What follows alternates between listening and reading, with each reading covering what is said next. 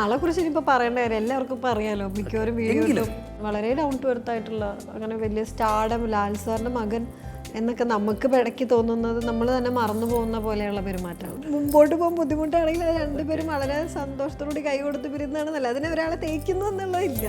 Dub ചെയ്യാൻ പോയപ്പോഴാണ് editing കഴിഞ്ഞപ്പോൾ ആളുടെ വേറെ ഔട്ടാണ്. അതെങ്ങനെയാണെന്ന് അറിഞ്ഞുകൂടാ. അതെനിക്ക് പെട്ടെന്ന് ഷോക്കായിപ്പോൾ. ഞാൻ ബുദ്ധിമുട്ടുള്ള ആളിങ്ങനെ എന്നെ കമൻറ്റ് ചെയ്തിട്ടുണ്ടല്ലോ എന്നുള്ളതൊക്കെ അതൊക്കെ ഉണ്ടാവാം. ചില ഓഡീഷൻസ് ഒക്കെ ഞാൻ പോയി അഭിനയിച്ചിട്ട് ഓക്കെ അല്ല പൊക്കോളൂ പറഞ്ഞിട്ടുണ്ട്. എനിക്ക് ലാൽ സാറിൻ്റെ ഫാനായിരുന്നു ഞാൻ. മമ്മൂക്കനെ പരിചയപ്പെട്ട് പേഴ്സണലി സംസാരിച്ചപ്പോൾ എനിക്ക് മമ്മൂക്കനെ ഭയങ്കര ഇഷ്ടമായിരുന്നു. ഇപ്പോൾ ഇതാണെങ്കിലും കേരള കൗമുദി ആണെങ്കിലും ഞാൻ ഹാപ്പി ആയിരുന്നു. എല്ലാവരും എന്നെ ഒരു ഫാമിലിയിലുള്ള ഒരു അംഗം പോലെ തന്നെ ട്രീറ്റ് ചെയ്തതൊക്കെ. അപ്പോൾ നമുക്ക് അവരുടെ കൂടെ ടീം വർക്കായിട്ട് നിൽക്കാൻ തോന്നിപ്പിക്കും.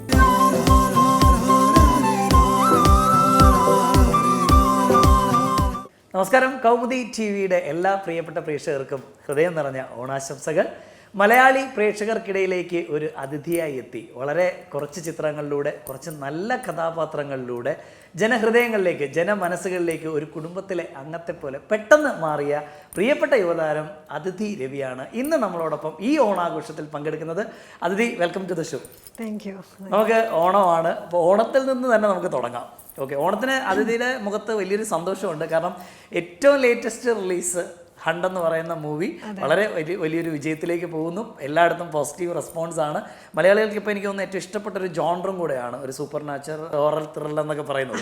സോ എങ്ങനെയുണ്ടായിരുന്നു എക്സ്പീരിയൻസ് ഒക്കെ? ഈ പറഞ്ഞ പോലെ വളരെയധികം സന്തോഷമുണ്ട്. ഈ ഒരു ഓണക്കാലത്ത് ഫാമിലിയൊക്കെ ആയിട്ട് പിന്നെ വെക്കേഷനൊക്കെ വരുന്ന സമയമാണ്. അപ്പോൾ തിയേറ്ററിലൊക്കെ കുട്ടികൾക്കും എല്ലാവർക്കും കാണാൻ പറ്റുന്ന ഒരു കൈൻഡ് ഓഫ് മൂവിയാണ്. സ്പെഷ്യലി നമുക്ക് സന്തോഷം തരുന്നത് ഷാജി കൈലാസ് സാറിൻ്റെ മൂവിയിൽ ചെയ്യാൻ പറ്റിയത്. ഒരു പ്രൊഫൈല് ഷാജി കൈലാസ് മൂവി ചെയ്തു എന്ന് പറയുന്നത് വലിയൊരു സന്തോഷമുള്ളൊരു കാര്യം. അപ്പം അതിൻ്റെ ഒരു സന്തോഷമാണ്. ഇപ്പോൾ കൂടുതലും ഫാമിലീസാണ് നമ്മുടെ മൂവി ഇഷ്ടപ്പെടുന്നതും. അത് കുറച്ചും കൂടി സന്തോഷം തരുന്ന സമയമാണ് ഇപ്പോൾ. സോ ഷാജി സാറിൻ്റെ പറഞ്ഞതുകൊണ്ട് ഞാൻ ചോദിക്കുകയാണ്. ഷാജി സാർ ഈ പറഞ്ഞതുപോലെ one of the senior most ഡയറക്ടറാണ്.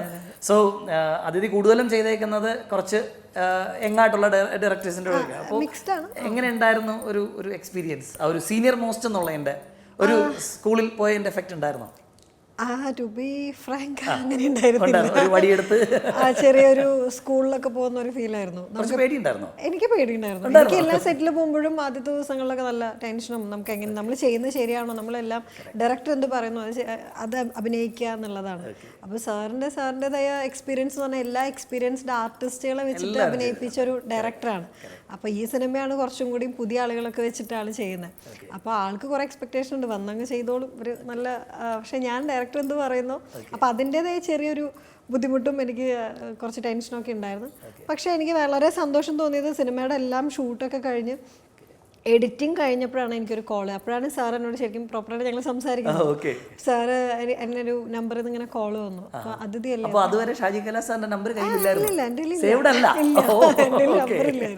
ഞാൻ അഭിനയിക്കും. Okay sir, good evening, good morning, bye എന്ന് പറഞ്ഞ് പോകുന്നു. അപ്പം എഡിറ്റിംഗ് കഴിഞ്ഞപ്പോൾ എനിക്ക് ഇങ്ങനെ ഒരു കോള് വന്നപ്പോൾ ഞാൻ ഷാജി കൈലാസ് ആണ്. അപ്പം ഞാൻ സാർ പറയൂ.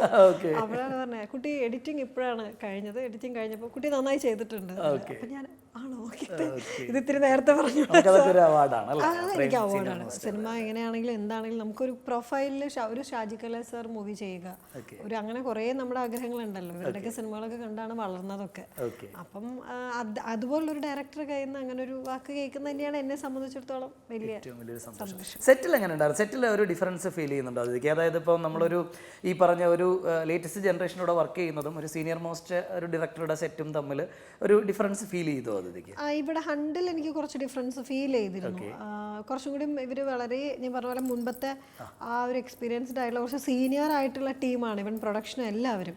ഞങ്ങൾ കുറച്ച് ന്യൂജൻ കുട്ടികളും കുറേ കാര്യങ്ങളൊക്കെ. അപ്പം നമ്മൾ നമ്മുടെ തമാശ ചിരി കളിയൊക്കെ അവിടെ ഭയങ്കര ഡിസിപ്ലിൻ ആയിരിക്കണം. പഴയ ആക്ടേഴ്സിനെ പറ്റി, ഇപ്പോൾ പഴയതെന്നല്ല, വളരെ എക്സ്പീരിയൻസ്ഡ് ആയിട്ടുള്ള ആർട്ടിസ്റ്റുകളെ പറ്റിയൊക്കെ അവർ പറഞ്ഞുതരും. അവരൊക്കെ എങ്ങനെയാണ് അവർ വരുന്നതും വളരെ സീരിയസ് ആയിട്ട്. നമുക്ക് സീരിയസ്നെസ് ഇല്ലെന്നല്ല, എങ്കിലും നമ്മൾ ചില സമയത്തെ കുറച്ച് തമാശയൊക്കെ പറഞ്ഞിരിക്കുമ്പോൾ ആ ഒരു ഡിസിപ്ലിൻ കീപ്പ് ചെയ്യണം എന്നൊക്കെ പറഞ്ഞ് അങ്ങനത്തെ ഒരു സെറ്റൊക്കെ ആയിരുന്നു. ഒരു ദിവസം അത് ഈ മാർക്ക് സാറിന് ഏറ്റവും കൂടുതൽ ഇമ്പോർട്ടൻ്റ് ആയിട്ട് കാണുന്നത് നമ്മുടെ ഒരു മൂവ്മെൻറ്റ് എങ്ങനെയാണോ വന്ന് നിൽക്കുന്നത്, ക്യാമറ ഫേസ്, പൊസിഷൻ മാർക്ക് ചെയ്യുന്നത്, ലൈറ്റ് ക്യാച്ച് ചെയ്യുന്നത്, ഇതൊക്കെ ചെയ്യുന്നവരാണ് ലാലേട്ടൻ, മമ്മൂട്ടി, മഞ്ജു ചേച്ചി. അവരൊക്കെ അഭിനയിച്ചു. സാറിൻ്റെ പടത്തിൽ അഭിനയിച്ച എല്ലാവരും, സുരേഷ് സാർ, എല്ലാവരും. നമുക്കത് നമ്മുടെ ആളതിന് ഓട്ടോമാറ്റിക്കലി ആൾക്ക് അതാണ് ശീലമുള്ളത്. അവരെല്ലാവരും ക്യാച്ച് ചെയ്ത് അവരതനുസരിച്ച് അഭിനയിക്കുന്നവർ. അപ്പം നമ്മളങ്ങനെ ചെയ്യുന്നു വിചാരിച്ചിട്ടാണ് നിൽക്കുന്നത്. ഞാൻ പെട്ടെന്ന് ലൈറ്റൊക്കെ വിട്ട് അല്ലെങ്കിൽ മാർക്ക് തെറ്റിപ്പോൾ എൻ്റെ അടുത്ത് ഇങ്ങനെ വഴക്കെന്നല്ല എന്നാലും ഇങ്ങനെ പറഞ്ഞു കുട്ടി എന്നിങ്ങനെ വിളിക്കുള്ളൂ കുട്ടി എന്താണ് മാർക്കൊക്കെ അപ്പോഴാണ് ഞാൻ അയ്യോ നമുക്ക് അങ്ങനെ ഒരു വഴക്ക് ഇന്ന് വരെ എല്ലാ സെറ്റിലും അങ്ങനെ ഇന്ന് വരെ നമ്മുടെ പേര് പോലെ അങ്ങനെ ഉച്ചത്തിൽ വിളിച്ചാൽ അങ്ങനെ ഒന്നും എനിക്ക് എക്സ്പീരിയൻസ് ഉണ്ടായിട്ടില്ല. അപ്പം അതെനിക്ക് പെട്ടെന്ന് ഷോക്കായി പോയി. ഞാൻ പിന്നെ വളരെ അല്ലാണ്ട് ടൈപ്പൊന്നല്ല, നമുക്കറിയാലോ ഒരു പറയുന്ന നല്ലതിന് വേണ്ടിയിട്ട് പറയുമ്പോൾ നമ്മൾ കേൾക്കും. അപ്പം പക്ഷെ ഞാൻ അല്ലാതെ എന്തെങ്കിലുമൊക്കെ എന്താ പറയുക നമുക്ക് പറ്റാവുന്ന കാര്യങ്ങളൊക്കെ ഞാൻ സാറായിട്ട് സംസാരിക്കാറുണ്ട്. അത് ഇങ്ങനെയല്ലേ എന്നൊക്കെ ഞാൻ ചോദിക്കാറുണ്ട്. അപ്പം അതിനൊക്കെ സ്പേസ് ഒന്നും കുഴപ്പമൊന്നുമില്ല. അപ്പം അത് തെറ്റിയപ്പോൾ എൻ്റെ അടുത്ത് കുട്ടി അങ്ങനെയല്ല എന്നൊക്കെ പറഞ്ഞപ്പോൾ ഞാൻ പെട്ടെന്ന് അയ്യോ. പിന്നെ ഞാൻ പിറ്റേ ദിവസം തൊട്ട് വളരെ അലേർട്ടായിരുന്നു എവിടെ ലൈറ്റ്. പക്ഷെ അതാ പറഞ്ഞത് അതെനിക്ക് ഇപ്പോൾ നല്ല എക്സ്പീരിയൻസ്. അന്നേരം അതൊരു ബുദ്ധിമുട്ട് തോന്നിയെങ്കിൽ ഞങ്ങൾ തന്നെ അയ്യോ ഇത് സ്ട്രിക്റ്റ് ആയിട്ടുള്ളൊരു ഫീലൊക്കെ തോന്നിയായിരുന്നു. പക്ഷെ ഇന്ന് എനിക്ക് അത് ഭയങ്കര നല്ല എക്സ്പീരിയൻസ് ആണ്. നാളെ ഒരു സെറ്റിൽ പോയി ഒരു ലേണിംഗ് സെഷൻ ആയിരുന്നു അത്. എല്ലാം നമുക്ക് ലേണിംഗ് ആണ്. ഇവരുടെ കൂടെ സീനിയർ ആയിട്ടുള്ള ആളുകളുടെ അതിപ്പോൾ ഡയറക്ടർ ആണെങ്കിലും ആക്ടേഴ്സ് ആണെങ്കിലും അവരുടെ കൂടെ വർക്ക് ചെയ്യുമ്പോൾ നമുക്ക് കുറച്ചും കൂടി പഠിക്കാനുണ്ട്. ശരി. ഇനി നമ്മൾ ഓണത്തിലേക്ക് വന്നു കഴിഞ്ഞാൽ ഓണം എന്ന് പറയുന്ന അറിയാലോ നമുക്ക് ഈ പറഞ്ഞതുപോലെ കേരളത്തിൽ ഓണം എന്ന് പറഞ്ഞു കഴിഞ്ഞാൽ മലയാളികൾ മതിമറന്ന് ആഘോഷിക്കുന്ന ഒരു ഇതാണ്. സോ എങ്ങനെയായിരുന്നു കുട്ടിക്കാലത്തെ ഒരു ഓർമ്മയൊക്കെ അതിഥിക്ക് എങ്ങനെയായിരുന്നു? അത് തന്നെയായിരുന്നു നല്ലത്. ഇപ്പൊ എല്ലാ ദിവസവും ഓണം പോലെ തന്നെയാണ്.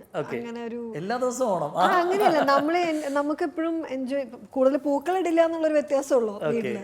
ഓണത്തിനാണ് പൂക്കൾ ഇടുന്നത്. ബാക്കി എല്ലാം വീട്ടിലും നമുക്ക് ഇഷ്ടമുള്ള ഫുഡ് കഴിക്കുന്നതാണെങ്കിലും മറ്റേത് ഓണത്തിനാണ് ആ ഒരു സദ്യ. ഇപ്പൊ നമുക്കൊരു ബർത്ത്ഡേ ആണെങ്കിലും അല്ലെങ്കിൽ എന്തെങ്കിലും ഫംഗ്ഷൻ വന്നാലും എല്ലാം പാക്കറ്റുകൾ ഇൻസ്റ്റന്റ് ആയിട്ട് കിട്ടുന്നുണ്ടെങ്കിൽ ആ ഒരു പുതിയ ഫീലും അങ്ങനെ ഒന്നുമില്ല. ആകെ കൂടെ ഞങ്ങൾ ലേഡീസിന്റെ സീസണായി മാറി. ഇപ്പൊ നമുക്ക് വിളിച്ചു പറഞ്ഞാൽ ഓർഡർ തരുന്ന ആളുകൾ ടീമുകളുണ്ട്. അപ്പം അങ്ങനത്തെ ഒരു ഫീലൊക്കെ ഇപ്പൊ കുറഞ്ഞു. നമുക്ക് ആകെ കൂടുതൽ ഡ്രസ്സിംഗ് ആണ്. അത് ഓണത്തിന് എപ്പോഴും ഇവൺ ഓണം അല്ലെങ്കിൽ നമ്മൾ വെൽ ഡ്രസ്ഡ് ആയിട്ട് എല്ലാവർക്കും എല്ലാത്തിനോടും ഇഷ്ടമാണ്. ഇപ്പൊ മേക്കപ്പ് പോലും എല്ലാവർക്കും അറിയാം. ഇപ്പോൾ മേക്കപ്പ് സിനിമയിൽ വന്നാൽ മാത്രമാണ് അല്ലെങ്കിൽ ആ ഒരു ഇതിൽ നിൽക്കുമ്പോൾ മാത്രം അറിയുന്ന കാലഘട്ടമൊന്നും അല്ല. ഇപ്പം എല്ലാവരും സെൽഫായിട്ട് കുട്ടികൾ വരെ മേക്കപ്പിൻ്റെ വീഡിയോ ഇടുന്ന കാലങ്ങളും ഡ്രസ്സിൻ്റെ ആണെങ്കിലും. അപ്പം അങ്ങനെയൊക്കെ മാറ്റങ്ങൾ വന്നൊരു ഓണാണല്ലോ. വലിയ വ്യത്യസ്തതയോ പുതുമയൊന്നുമില്ല. മുമ്പത്തെ തന്നെയായിരുന്നു നല്ലതും. പക്ഷെ നമുക്ക് ഇതിൻ്റെ കൂടെ ഗോ വിത്ത് ദ ഫ്ലോ എന്നുള്ള ഒരു ആഘോഷിക്കാം. വീട്ടില് അച്ഛൻ, അമ്മ, ചേച്ചി, ചേട്ടൻ. ചേച്ചി മാരീഡ് ആണ്, 2 കുട്ടികളുണ്ട്. ചേട്ടൻ മാരീഡ് അല്ല, ഈ വർഷം അല്ലെങ്കിൽ അടുത്ത വർഷമൊക്കെ കല്യാണം കണ്ടോ. അതിനുശേഷമാണ് നമ്മൾ വെയിറ്റിംഗ്. അതിനുശേഷം ഞാൻ കല്യാണത്തിന് വെയിറ്റിംഗ് ഒന്നുമില്ല. ഈ കുട്ടനാടൻ മാർപ്പാപ്പയിൽ തേച്ചിട്ട് പോയൊരു പെണ്ണിന്റെ സിമ്പിൾ എന്ന് പറയുമ്പോൾ നമുക്ക് ആദ്യം ഓർമ്മ വരുന്നത് അതിഥിയുടെ ക്യാരക്ടറാണ്. നല്ല രീതിയിൽ തേച്ചിട്ട് പോയൊരു ക്യാരക്ടറാണ്. ഡയറക്ടർ പറഞ്ഞു തേക്കാൻ, ഞാൻ തേച്ചു. ജീവിതത്തിൽ അങ്ങനത്തെ തേപ്പ് ഇല്ല, ഇങ്ങോട്ടും കിട്ടിയിട്ടില്ല, അങ്ങോട്ടും ഇല്ല. തേപ്പുകളല്ല, നമുക്ക് അങ്ങോട്ടും ഇങ്ങോട്ടും പറഞ്ഞ് മനസ്സിലാകുന്ന അങ്ങനത്തെയൊക്കെ ഉണ്ടായിട്ടുള്ളൂ. അതിനെയാണ് ഞങ്ങൾ വളരെ സിമ്പിൾ ആയിട്ട് തേപ്പ് എന്ന് പറയുന്നത്. വളരെ നൈസായിട്ട് എന്നെ ഒരു സഹോദരനായിട്ട് കാണുക, അല്ല സഹോദരിയായിട്ട് കാണുക എന്ന് പറയുന്നതിനാണ് ഞങ്ങൾ. അല്ല, രണ്ടുപേർക്കും മുമ്പോട്ട് പോകാൻ ബുദ്ധിമുട്ടാണെങ്കിൽ അത് രണ്ടുപേരും വളരെ സന്തോഷത്തോടുകൂടി കൈ കൊടുത്ത് പിരിയുന്നതാണ് നല്ലത്. അതിനെ ഒരാളെ തേക്കുന്നു എന്നുള്ളതില്ല. അങ്ങോട്ടും ഇങ്ങോട്ടും രണ്ടുപേർക്ക് അത് സന്തോഷം തരാണെങ്കിൽ തേപ്പല്ല, ഒരാൾക്ക് സങ്കടമാണെങ്കിൽ അത് തേപ്പാണ്. രണ്ടുപേർക്ക് ഓക്കെ ഫൈൻ എന്ന് പറഞ്ഞാൽ അത് നല്ല ഡിസിഷൻ എന്നാണ് ഇപ്പോൾ തോന്നുന്നത്. ഇനി മലയാളത്തിലെ ഇപ്പോഴത്തെ ഒരു ഡയറക്ടേഴ്സിൻ്റെ ലിസ്റ്റ് എടുത്താൽ ഏറ്റവും കൂടുതൽ അല്ലെങ്കിൽ നമ്മൾ ഏറ്റവും കൂടുതൽ പ്രതീക്ഷിക്കുന്ന ഒരാളാണ് ജിത്തു ജോസഫ് എന്ന് പറയുന്നത്. അദ്ദേഹത്തിൻ്റെ ചിത്രത്തിൽ ലാലേട്ടൻ കഴിഞ്ഞാൽ ഏറ്റവും കൂടുതൽ എനിക്ക് തോന്നുന്നു ജിത്തു ജോസഫ് ചിത്രങ്ങളിൽ അഭിനയിച്ച ഒരാളാണ് എൻ്റെ ഫ്രണ്ടിൽ ഇരിക്കുന്നത്. സോ അല്ല, അതൊരു ഞാൻ എനിക്കൊന്നു ആദിയിൽ തുടങ്ങി, നേരിലുണ്ട്, 12th മാനിലുണ്ട്. സോ എങ്ങനെയാണ് ആ ഒരു സെറ്റിലേക്ക് എത്തിയത്, അല്ലെങ്കിൽ അങ്ങനെ ഒരു റിലേഷൻഷിപ്പ്, അങ്ങനെ ഒരു ഇത് വന്നത്? 3 സിനിമയുള്ളൂ, 3 സിനിമയാണ്. പക്ഷെ അത് ലാലേട്ടൻ കഴിഞ്ഞാൽ വേറെ ആരും ഇല്ല അങ്ങനെ സാറിന്റെ സിനിമയിൽ അഭിനയിച്ചത്. ഞാനിപ്പോ ആലോചിക്കുന്നത് അല്ല, എന്നാലും സാർ അങ്ങനെ ഒരു, എനിക്ക് ആദി എന്ന് പറഞ്ഞ സിനിമ അത്രയും വലിയൊരു ഓപ്പർച്യൂണിറ്റി ആയിരുന്നു. അത് പ്രണവിന്റെ ഫസ്റ്റ് ബ്രേക്ക് എന്ന് പറയാം. നമുക്ക് ആ ഒരു ടീമിൽ വർക്ക് ചെയ്യാൻ പറ്റും. ദൃശ്യമൊക്കെ കഴിഞ്ഞ അത്രയും എല്ലാവരും ഇപ്പോഴും സ്റ്റിൽ ഒരു എന്താ പറയാ ഗോഡ് എന്നൊക്കെ വേണമെങ്കിൽ വിളിക്കുന്ന ടൈപ്പ് ഓഫ് ഡയറക്ടറാണ്. അപ്പം അദ്ദേഹത്തിന്റെ സിനിമയിൽ അങ്ങനെ പ്രണവിന്റെ കൂടെ ഒക്കെ നമുക്ക് കിട്ടിയത് ഓഡിഷൻ ത്രൂ ആണ് എനിക്ക് കിട്ടിയത്. അതായത് എനിക്കൊരു പരിചയമോ അങ്ങനെ ഒന്നും ഉണ്ടായിരുന്നില്ല. എനിക്ക് കാസ്റ്റിംഗ് ഡയറക്ടർ ഉണ്ടായിരുന്നു. അദ്ദേഹം ഫോട്ടോസ് ഒക്കെ കാണിച്ച് നമ്മൾ ഓഡിഷന് പോയി. ഓഡിഷൻ ത്രൂ ആണ്, റെഫറൻസ് കോൾ അല്ല, എന്നെ ഓഡിഷനിലാണ് എടുത്തത്. അങ്ങനെ അത് ചെയ്തു. അത് ചെയ്ത് കഴിഞ്ഞ് പിന്നെ ഒത്തിരി സിനിമകൾ സാറ് വേറെ ചെയ്തിരുന്നു. അങ്ങനെ എല്ലാ സിനിമയിലും അങ്ങനെ എൻ്റെ അടുത്ത് എപ്പോഴും പറയുന്ന അതിഥിക്ക് പറ്റുന്നതാണെങ്കിൽ ഞാൻ തരും, അങ്ങനെയാണ് എപ്പോഴും പറയാറ്. ഞാൻ ഓരോ സിനിമ വരുമ്പോഴും ചോദിക്കും, സാർ അടുത്ത പടത്തിൽ എങ്ങനെയുണ്ട് കഥാപാത്രങ്ങൾ, അതിഥിക്ക് പറ്റുന്നതാണെങ്കിൽ ഞാൻ വിളിക്കും. അത്രയുള്ളൂ. സാർ ഇത് എല്ലാവരും അടുത്ത് അങ്ങനെയാണ്. അങ്ങനെ ഒരു പരിചയത്തിന്റെ പുറത്തോ ഒരു ബന്ധത്തിന്റെ പേരിലോ ക്യാരക്ടർ അങ്ങനെ തരുന്ന ഒരാളാണ്. സ്ക്രിപ്റ്റ് എന്താണോ ഡിമാൻഡ് ചെയ്യുന്നത് അതിന് നമുക്ക് ചേരുന്ന ഒരു ഈ കുട്ടി വന്നത് നല്ലത് ഓക്കെ ആണെന്നുണ്ടെങ്കിൽ വിളിക്കുന്ന ഒരു ഇതാണ്. അപ്പം സന്തോഷമുള്ളൂ അങ്ങനെ വിളിക്കുന്നതിൽ. പിന്നെ ഞാനും സാറിൻ്റെ ഫാമിലിയായിട്ടും വളരെ ക്ലോസ് ആണ്. ഓക്കെ. സാറ് മാത്രമായിട്ടുള്ള ഒരു നല്ല സാറിൻ്റെ വൈഫാണെങ്കിലും എല്ലാവരും നല്ല വളരെ ക്ലോസ് ആയിട്ടുള്ള. അപ്പോൾ ഞാൻ എപ്പോഴും പറയും എല്ലാ സീൻ അവർ ഷൂട്ട് നടക്കുകയാണെങ്കിലും ഞാൻ ഷൂട്ട് കാണാനൊക്കെ പോകാനുള്ള ഒരു ഫ്രീഡം എനിക്കുണ്ട്. അപ്പോൾ അവിടെ പോയിട്ട് എന്തെങ്കിലും അവിടെ നിന്ന് പാസിങ് ചെയ്യാൻ പറഞ്ഞാൽ പോലും ഞാൻ പോയി ചെയ്യും. എനിക്ക് അങ്ങനത്തെ ഒരു ബന്ധം, അങ്ങനത്തെ ഒരു ഫാമിലി ഫീലാണ്. അപ്പോൾ അതുകൊണ്ടാണ് നേരിലും അങ്ങനെ ഒരു ക്യാരക്ടർ പോയി ചെയ്യുന്നത്.